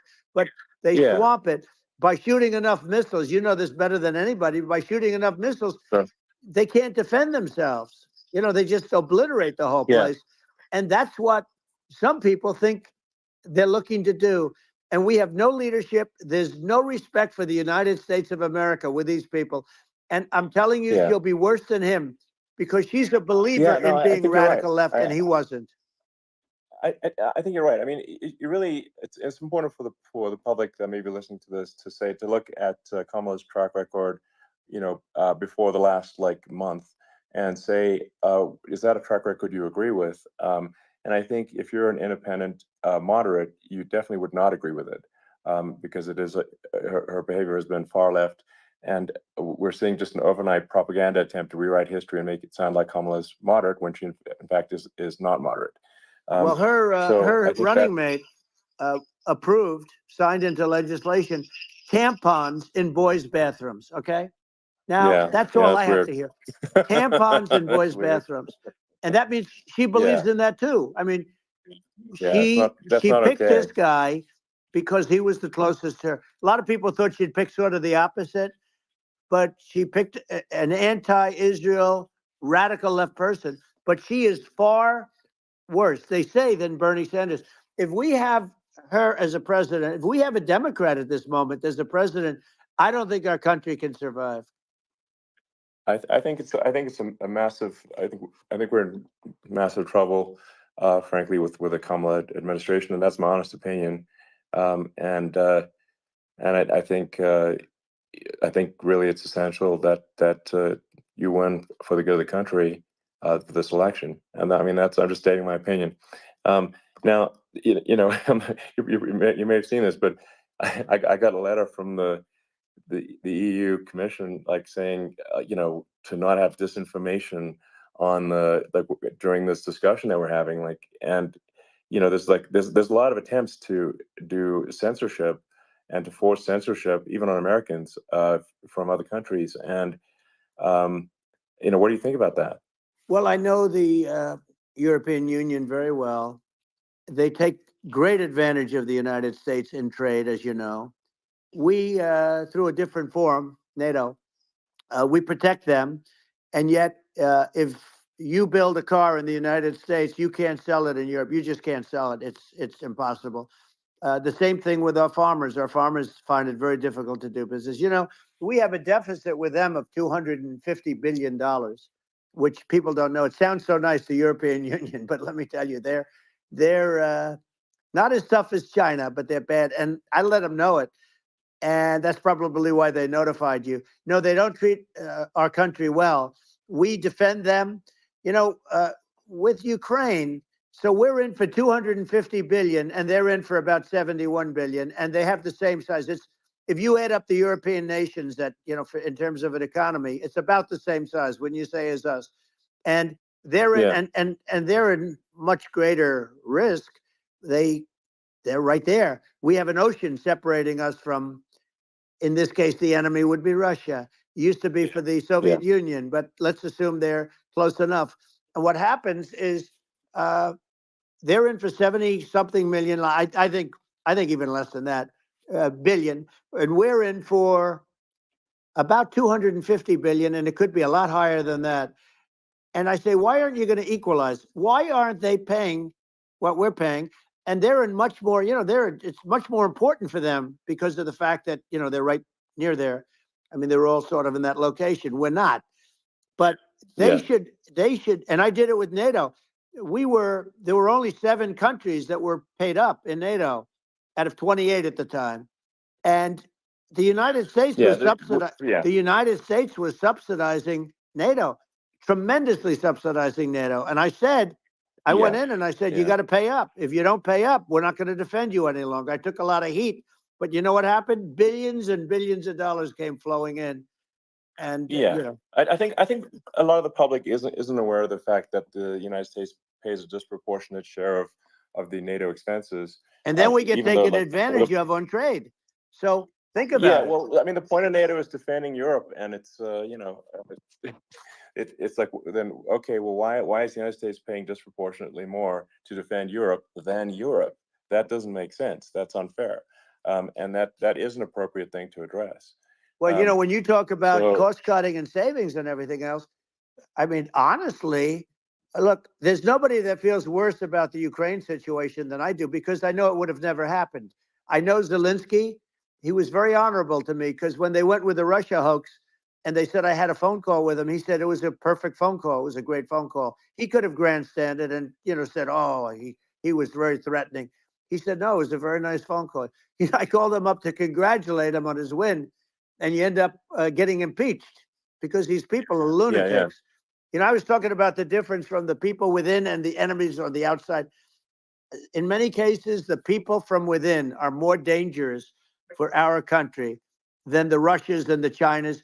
If you have a smart president, you're not going to have a problem with them. You're going to do things. Yeah. Now, they've taken advantage of us incredibly, but you're going to do things with the right person. Yeah, well, I think it's obvious that you're a believer and an advocate of free speech, because during your first term as president, you were attacked relentlessly every day, often very unfairly with false attacks, and you didn't try to shut down the media. You didn't try to inhibit their freedom of speech, and I think that says a lot. Well, the good thing is that you and I have, and some people, very few, we can get the word out. Although sometimes it's hard because they don't want to print it, like we're having a great conversation right now. Kamala wouldn't have this conversation. She can't, because she's not smart. She's not a smart person, by the way. She can't have this conversation. And Biden, we don't even have to talk about it. I mean, he couldn't have this conversation. He would have given up on the first half of a question. He would have walked out. He would have said, where am I? Where am I going? So anyway, but no, he wouldn't have this. That's true. Not a lot of people would have this conversation, but we cover a lot of territory.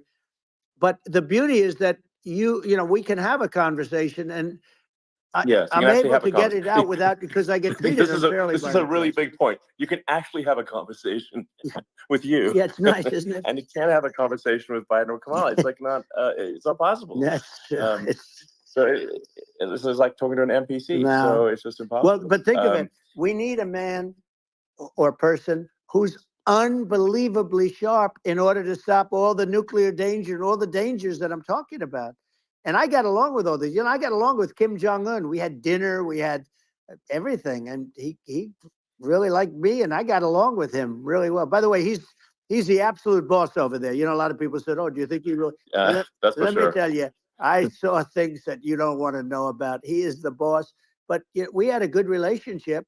and he doesn't like Biden. He considers him a stupid man. He said he's a stupid man. Well, at least he speaks his mind. But in this country, you're not sort of allowed to say it, but I guess you are. You should be allowed to say it if Yeah, it's true. But we need smart people, and we need people that have an ability to lead. And she doesn't have that ability. Can you imagine? Now, yeah. Chairman Xi very well. Can you imagine her and him negotiating, or No, it's even silly. It would be standing silly. together? It is, the whole Yeah. concept is ridiculous. She is terrible. She's terrible. But she's getting a free ride. I It saw a would, picture of her yeah, yeah, on Time Magazine today. She looks like the most beautiful actress ever to live. It was a drawing, and actually, yeah, she looked very much like our great First Lady, Melania. She looked, she looked, didn't look, yeah. she didn't look like Camilla. That's right. But of course, she's a beautiful woman, so we'll leave it at that, right? Yeah, well, maybe like I think part of what people in America want to, people in America want to feel excited and inspired about the future. They want to feel like the It's future is true. going to be better than the past, and that America is going to do things that are greater than we've done in the past, reach Right. new heights that make you proud to be an American, and excited about the future. They want the And I American think dream just back. They want the American dream back. More important than anything else. It's like you don't have that today because the people, they've been just sucked. They see incompetent people running our. You know, the Biden thing is very interesting. People just found him to be incompetent, and when I debated him, I was like, "Is this for real?" It was. Yeah, it was just absurd. But I think there are like some grand projects that we could do. I mean, I think like we could build a base on the moon. We could send American astronauts to Mars. We Right. could build high speed Yep. connections that are more advanced than anything else in the world between our cities, so people have fast transport. Um, that it's possible to solve traffic with tunnels. That's right. We already made great progress in Vegas doing that, and and just do things that's better than the past. Well, I saw what you Like, did in Vegas, and I'll tell you, it was amazing. I got to see. I took a big glimpse at it, and it's incredible. It's incredible, and you could do that all over. You could do that all over. It's deep. yeah, You and don't even need much structure. Assuming you're in the right area. no, it's straightforward. It's amazing. So and like I think we could do some things that like China's got incredible high speed rail between its cities, but I think it's actually possible with tunnels if with deregulation with an ability to actually where it's like legal to actually do the tunnels. Then you could have high speed tunnels that are actually better than anything else in the world for high speed transport between cities, and that would be something that Americans can say, "Wow, okay, we've got something that's cooler than anyone else in the Yeah, world." That's the kind of thing that makes you proud to be an and American. much safer than surface trains, where there is a danger there. With people, with crazy Yeah, people, it's much safer, much better. And it's sad because I've seen some of the greatest trains. I find it fascinating, and I've seen the systems and how they work, and the bullet trains they call them, I guess. And they yeah, they go unbelievably fast, unbelievably comfortable, with no problems. And we don't have anything like that in this country, not even close. And yeah. it doesn't make sense that we don't.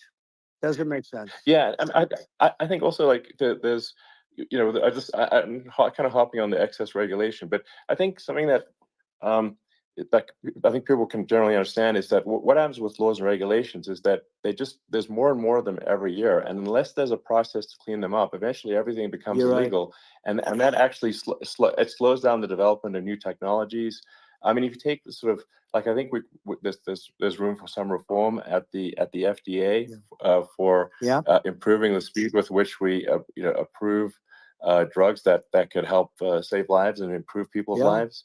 And I worked very hard and on that. you know that, We got that yeah, down to the lowest number ever, and we got therapeutics approved in the FDA that people can't even believe the speed. But I took them on. I don't think they like me too much, but I got things approved in the FDA at numbers that they wouldn't believe. And it's a very bureaucratic group. Actually, it's a fine group of people in many cases. I got to know a lot of them, but I was pushing them really hard for Regeneron, for so many different things that were really pretty amazing. But the FDA takes too long. It's 12 years to get a product approved. I got it down to 4, and I got some things done very quickly. But it's really something that is going to have to be worked on because it takes too long.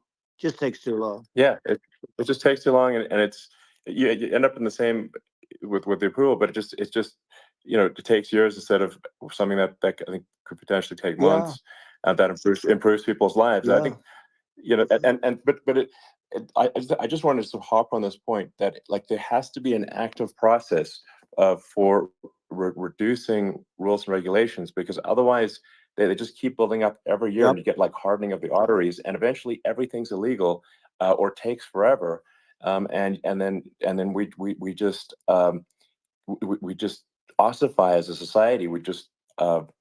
We can't make any progress, and that's it's a really big deal. Elon, just getting back to the FDA for 1 second, I got something done called Right to Try.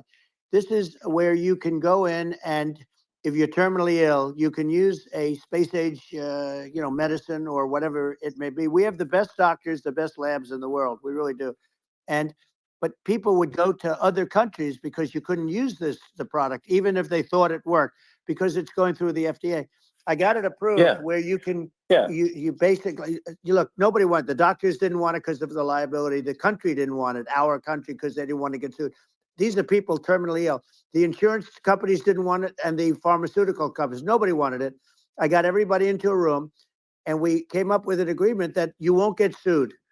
And also, they didn't want it on their record. If somebody's terminally ill and they die after taking a drug, they didn't want that on their record. So we set a separate list if somebody was, so it wouldn't count as a negative. Okay. And as you know, we got it done.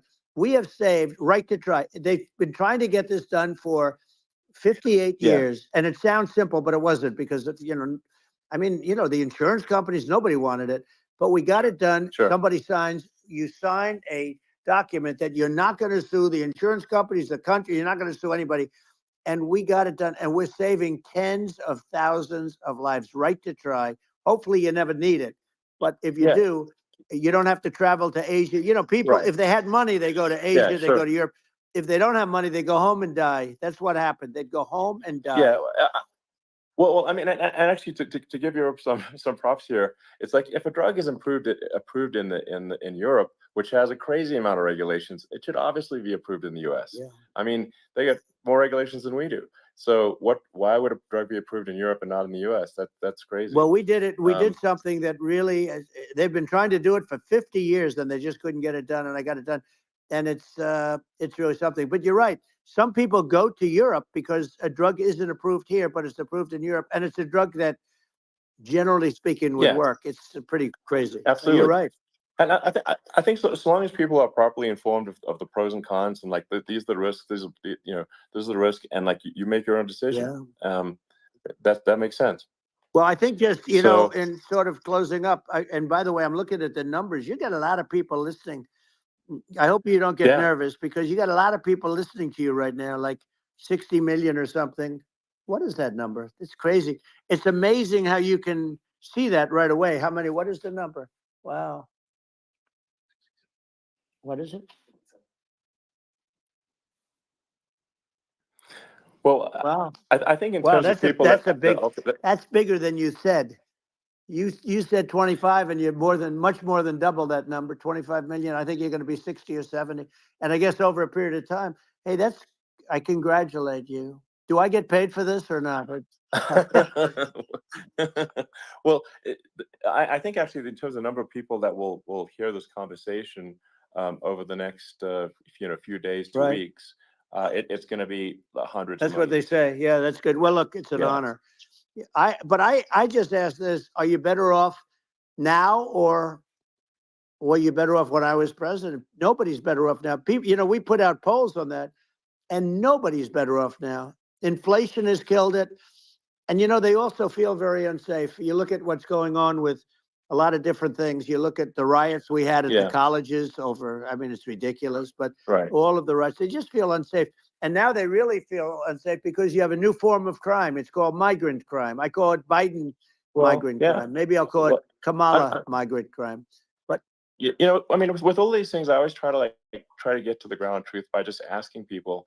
And my mom lives in New York, and I was like, Mom, do have any of your friends, been attacked or assaulted? And she said, yeah, three of her friends in three separate Crazy. incidents were assaulted just in recent months, just walking around the streets of New York.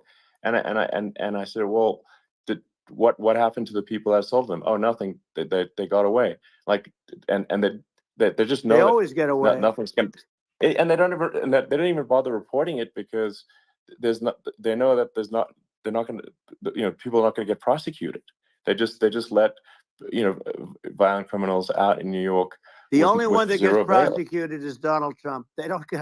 They prosecute Trump. Yeah, I mean, it's just obviously messed up. Oh, it's terrible. If violent criminals are being getting off scot Yep. free, and meanwhile the New York spending massive resources prosecuting you, and it's like, what's this?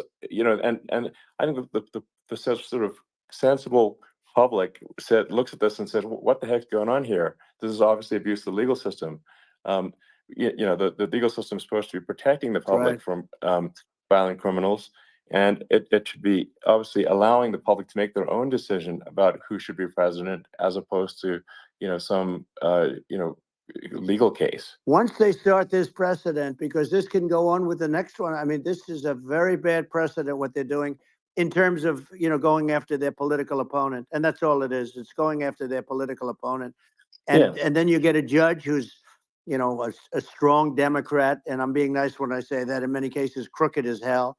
But you get a judge, and you go into an area where a Republican gets 3 or 4% of the vote, and you'll have a jury pool with people that hate Republicans or hate. It could also be the other way, though, because it could start the other way in areas where they hate dangerous thing for this country, and a very dangerous thing even for the state. New York City is losing. New York City and state lose a lot of business over what they did to me, because these people say, we don't want that to happen to us. That's no justice system. You have an unfair system of justice, and it's costing New York State a tremendous amount of money. People are leaving and companies are leaving, and they won't come back.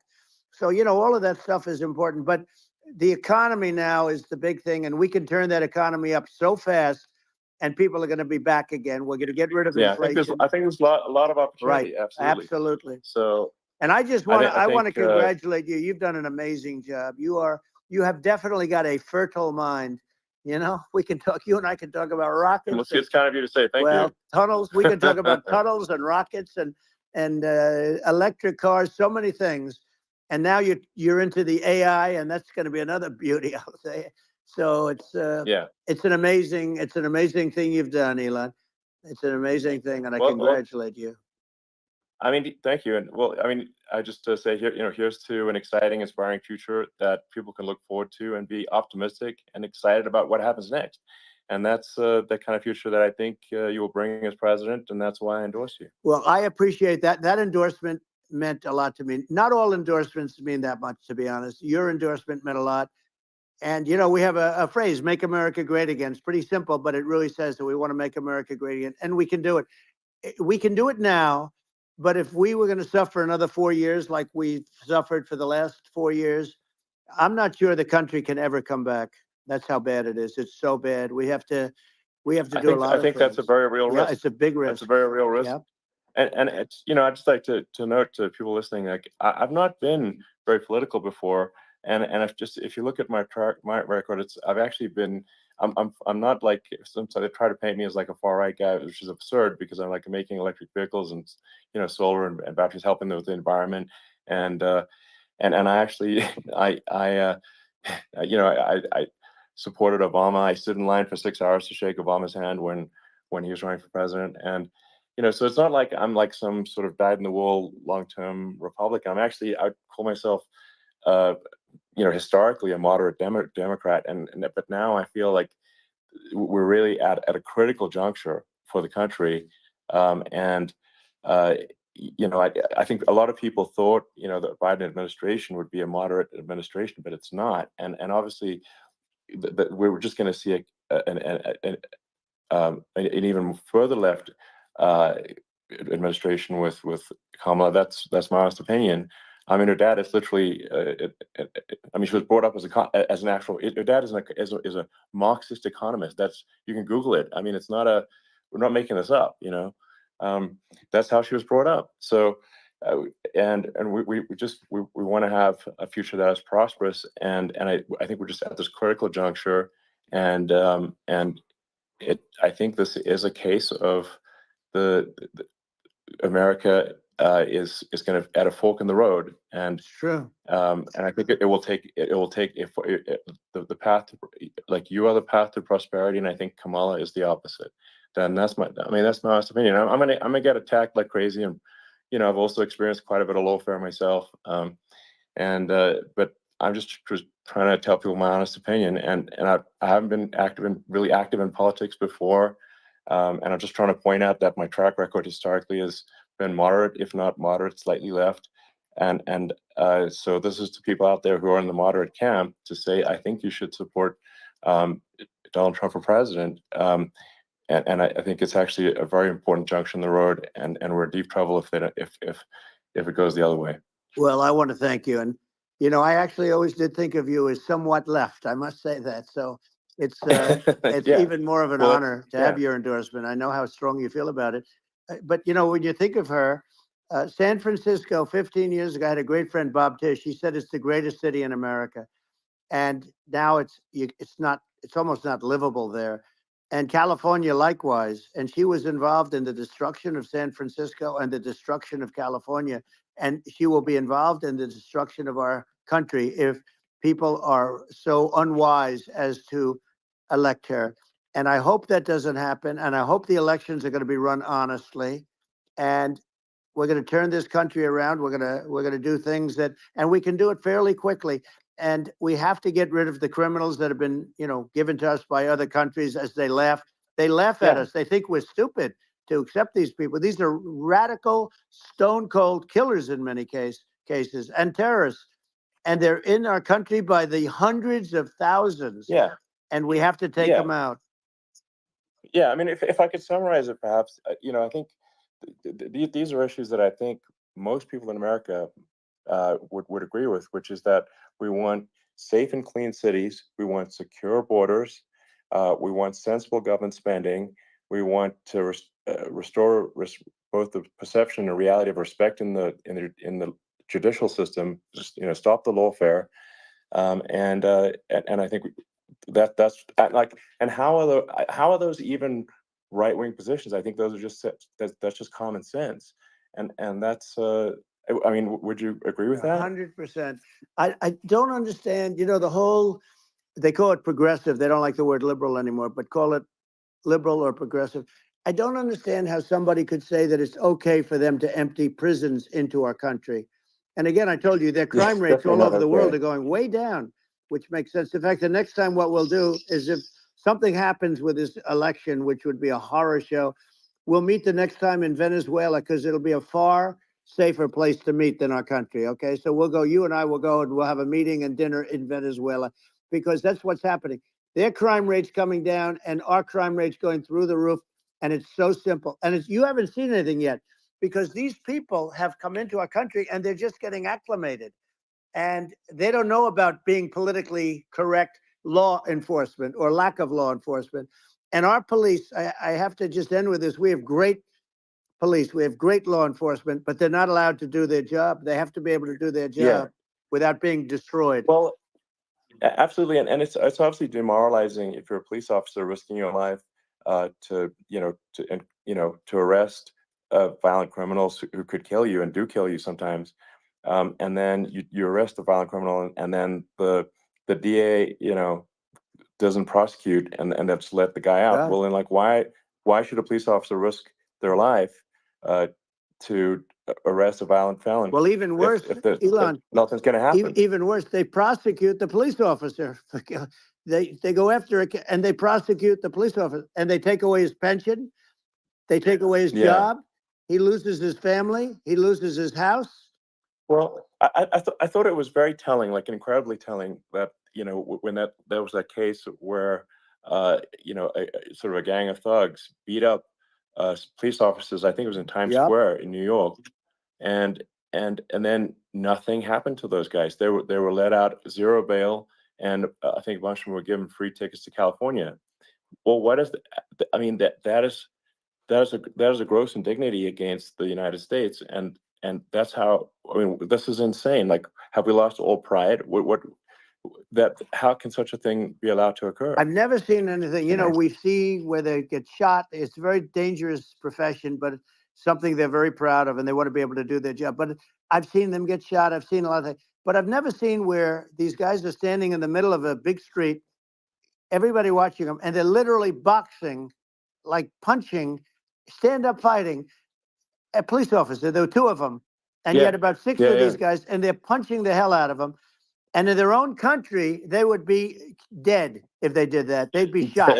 Yes. They would be shot instantly. And they come from these countries, and it's taking them a while to realize that we don't do that in this country. But in their own country, if they stood on a street and had a fight with a police officer, they would be shot. There's no political correctness, and it's such a sad. It's such a sad thing to see, and that's the reason you have crime, by the way, because we don't do anything about it. Yeah, we just cannot have a situation where our police officers are beaten up on camera by a gang of illegal immigrants, and then nothing happens to the guys that beat up the cops. I mean, and they're let out. This is unacceptable. Well, we're going to change it, and we're going to get them out of the country. When I first got involved, they said you couldn't get them back to these countries. You couldn't take them back. In the case of Guatemala, Honduras, El Salvador, some others, you couldn't get them back. And I said, really? Oh, you can't get them back? Because under Obama, he couldn't get them back. They'd fly them in, and they'd put planes on the runways in these countries so you couldn't land a plane. They'd bring them back. And the generals told me, sir, we can't bring them back. The countries won't accept MS-13 gang members. They won't accept them. And I said, really, how much do we pay these various countries in terms of economic aid, which is also somewhat ridiculous? And the answer was $750 million. I said, good. Tell them they're in default. They're delinquent. We're not paying them anymore because they won't accept it. And you know what happened? They all called me, every one of them. They said, we would be honored to take them back, sir. We would be honored. It was so easy. But it's one of those things. And we got it back. We took in so many, the MS-13 is probably the worst gangs in the world. They're the most vicious, violent. We took them out of here by the thousands and got them out of here. And their countries took them back. And because I said, you're not getting any more economic aid. And once I said that, they were nice. They wouldn't take them back for Obama. They wouldn't take them back for anybody. And now we have a problem because we have this guy, and they don't take him back anymore with Biden because they don't respect him. Yeah. It's just gotta be done. We just can't have whether they're citizens or not citizens. We can't have, because they won't prosecute citizens either, not just illegals. So if you can't have violent, repeat violent offenders that are not that don't get incarcerated. That's right. Because they will obviously, by definition, continue to hurt people. And I think where part of this comes from is that there's and I do sort of consider myself liberal in some ways. I mean, it's just that you want to have empathy for people. Obviously, you want to have empathy for people. I totally agree with that. You want to have empathy, but you also have to have empathy for the victims of the criminals. And if you just have empathy for the criminals, it's actually shallow empathy. It's not real. You're not thinking. You're one layer deep empathy. You got to say, like, what if you don't incarcerate this person? Who are they going to hurt? They might kill someone, they might rape someone. If you don't incarcerate them, you have to have empathy for the victims. And there's a lack of empathy for the victims of the criminals, and too much empathy for the criminals. It doesn't make sense. That's why you want to have deep empathy for society as a whole, not shallow empathy for criminals. Right. And we have to give our police officers the dignity and the respect that they deserve. And we have to let them do their job. They can do a great job, but we have to let them do their job. And if we don't do that, it's going to all disappear. There's never been a society like this where you're allowed to do anything you want and nothing happens. And I'm talking about violent crime. And it's going to get more violent because these are really, really violent people. And we're going to get them out of our country, and we're going to get them back to where, because they were sent here by the presidents and by the various people that run those countries. And I know every one of those guys. And they're smart people, and they're streetwise people. And they really think that the USA is stupid. They think we're run by stupid people, and they happen to be right. But when I was there, we had no problem. We got them out. We took out thousands of MS-13 gang members. We brought them back. And now, again, it's the same old story. We don't do it. And they actually gave them a big increase in aid. They raised it up to billions of dollars, and they get nothing for it. So, I hope everybody's going to vote for Trump, and we're going to get this country straight. Yeah. And I didn't need this. I'm like, I didn't need this. I had a very nice life. I didn't need to go through court systems and go through all the other stuff and run at the same time. I have to run. I have to go through fake trials with, in some cases, corrupt judges, totally corrupt judges. I didn't need it. I had a nice life. I have great locations. I have beautiful oceans that I have places. But I felt it was important. And if I had to do it over again, you probably think I'm crazy for doing it, actually. But if I had to do it over again, I would have done it over again, because this is so much more important than me or my life. We're going to save this country. This country is going down. And these people are bad people that we're running against, and they're liars. They make statements. They do things that are so bad. They say they're going to make a strong border. They say they've been great on the border, and they've been the worst in history. They say they're going to stop crime. Like, the facts speak for themselves. It's so incredible. Speak for themselves. Like it's got to the point where people just don't even bother reporting crime in a lot of cities because they know nothing is going to happen. That's what I hear anecdotally from people all the time.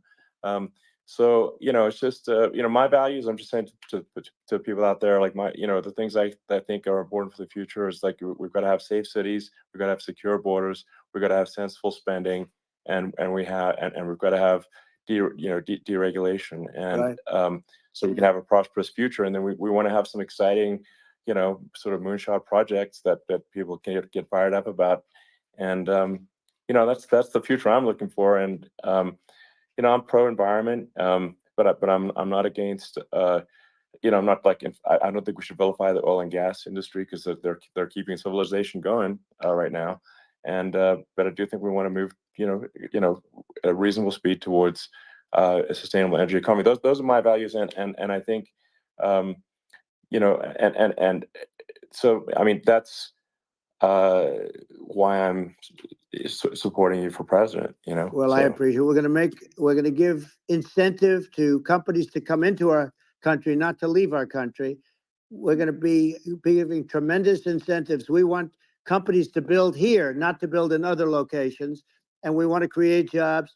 And again, it's about the American dream. You don't hear about the American dream anymore, Elon. You don't hear. You're the American dream in the truest sense, but you don't hear about the American dream anymore. And you're going to hear about it.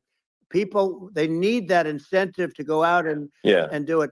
And they're going to love their lives. I mean, they're going to look forward to getting up in the morning and going to a job that they love, not a job that they can't stand, or not any job at all where they have no money, where they literally have no money. And then they end up with violence and lots of other problems. No, we're going to do some great things. And I learned a lot in the first. We had a great economy and all of that. We rebuilt the military. We did so much. But I also learned the best people. I learned the good people, the smart people, the dumb people, the people that can do things. The people, you learn. When I first came in, I tell people I was in Washington, D.C. only 17 times, according to the fake news media. I was in 17 times. I never stayed over. And you don't know people. You rely on other people to give you names, and then you realize the people you relied on weren't so good. Now, we had great people, but we also had some where I wouldn't have used them had I known. Now I know everybody. And I think we're going to really turn things around fast. We have no choice. Otherwise, we're not going to have a country. And I really appreciate this. To me, it's been a lot of fun being with you. You're an amazing guy. You've done an incredible job and a great inspiration to people, a great inspiration. And I hope you keep going and just continue to do well. And we're going to have a big election coming up. And I think November 5th will be the most important day in the history of our country. I think that election will be the most important election. And I think it'll end up being maybe the most important day in the history of our country, because if Yeah. we don't win, I just feel so sorry for everybody.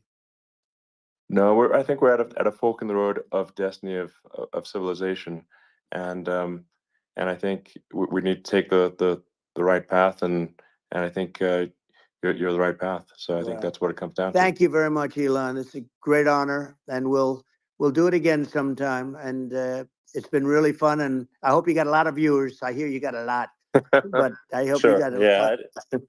I know you got a lot of them. So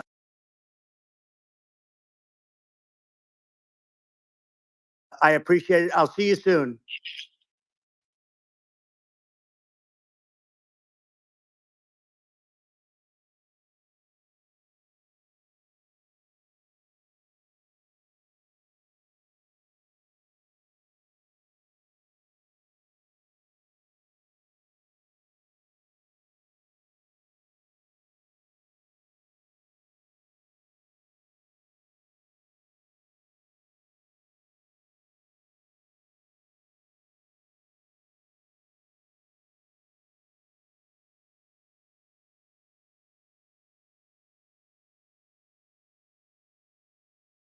Your voice is powerful. When combined with social engagement, it's a force for change. Decentralized media paired with free speech is the catalyst for an empowered world and a unified, invaluable ecosystem. Join Global Boost, become a champion of free speech, and help to reshape the future of media.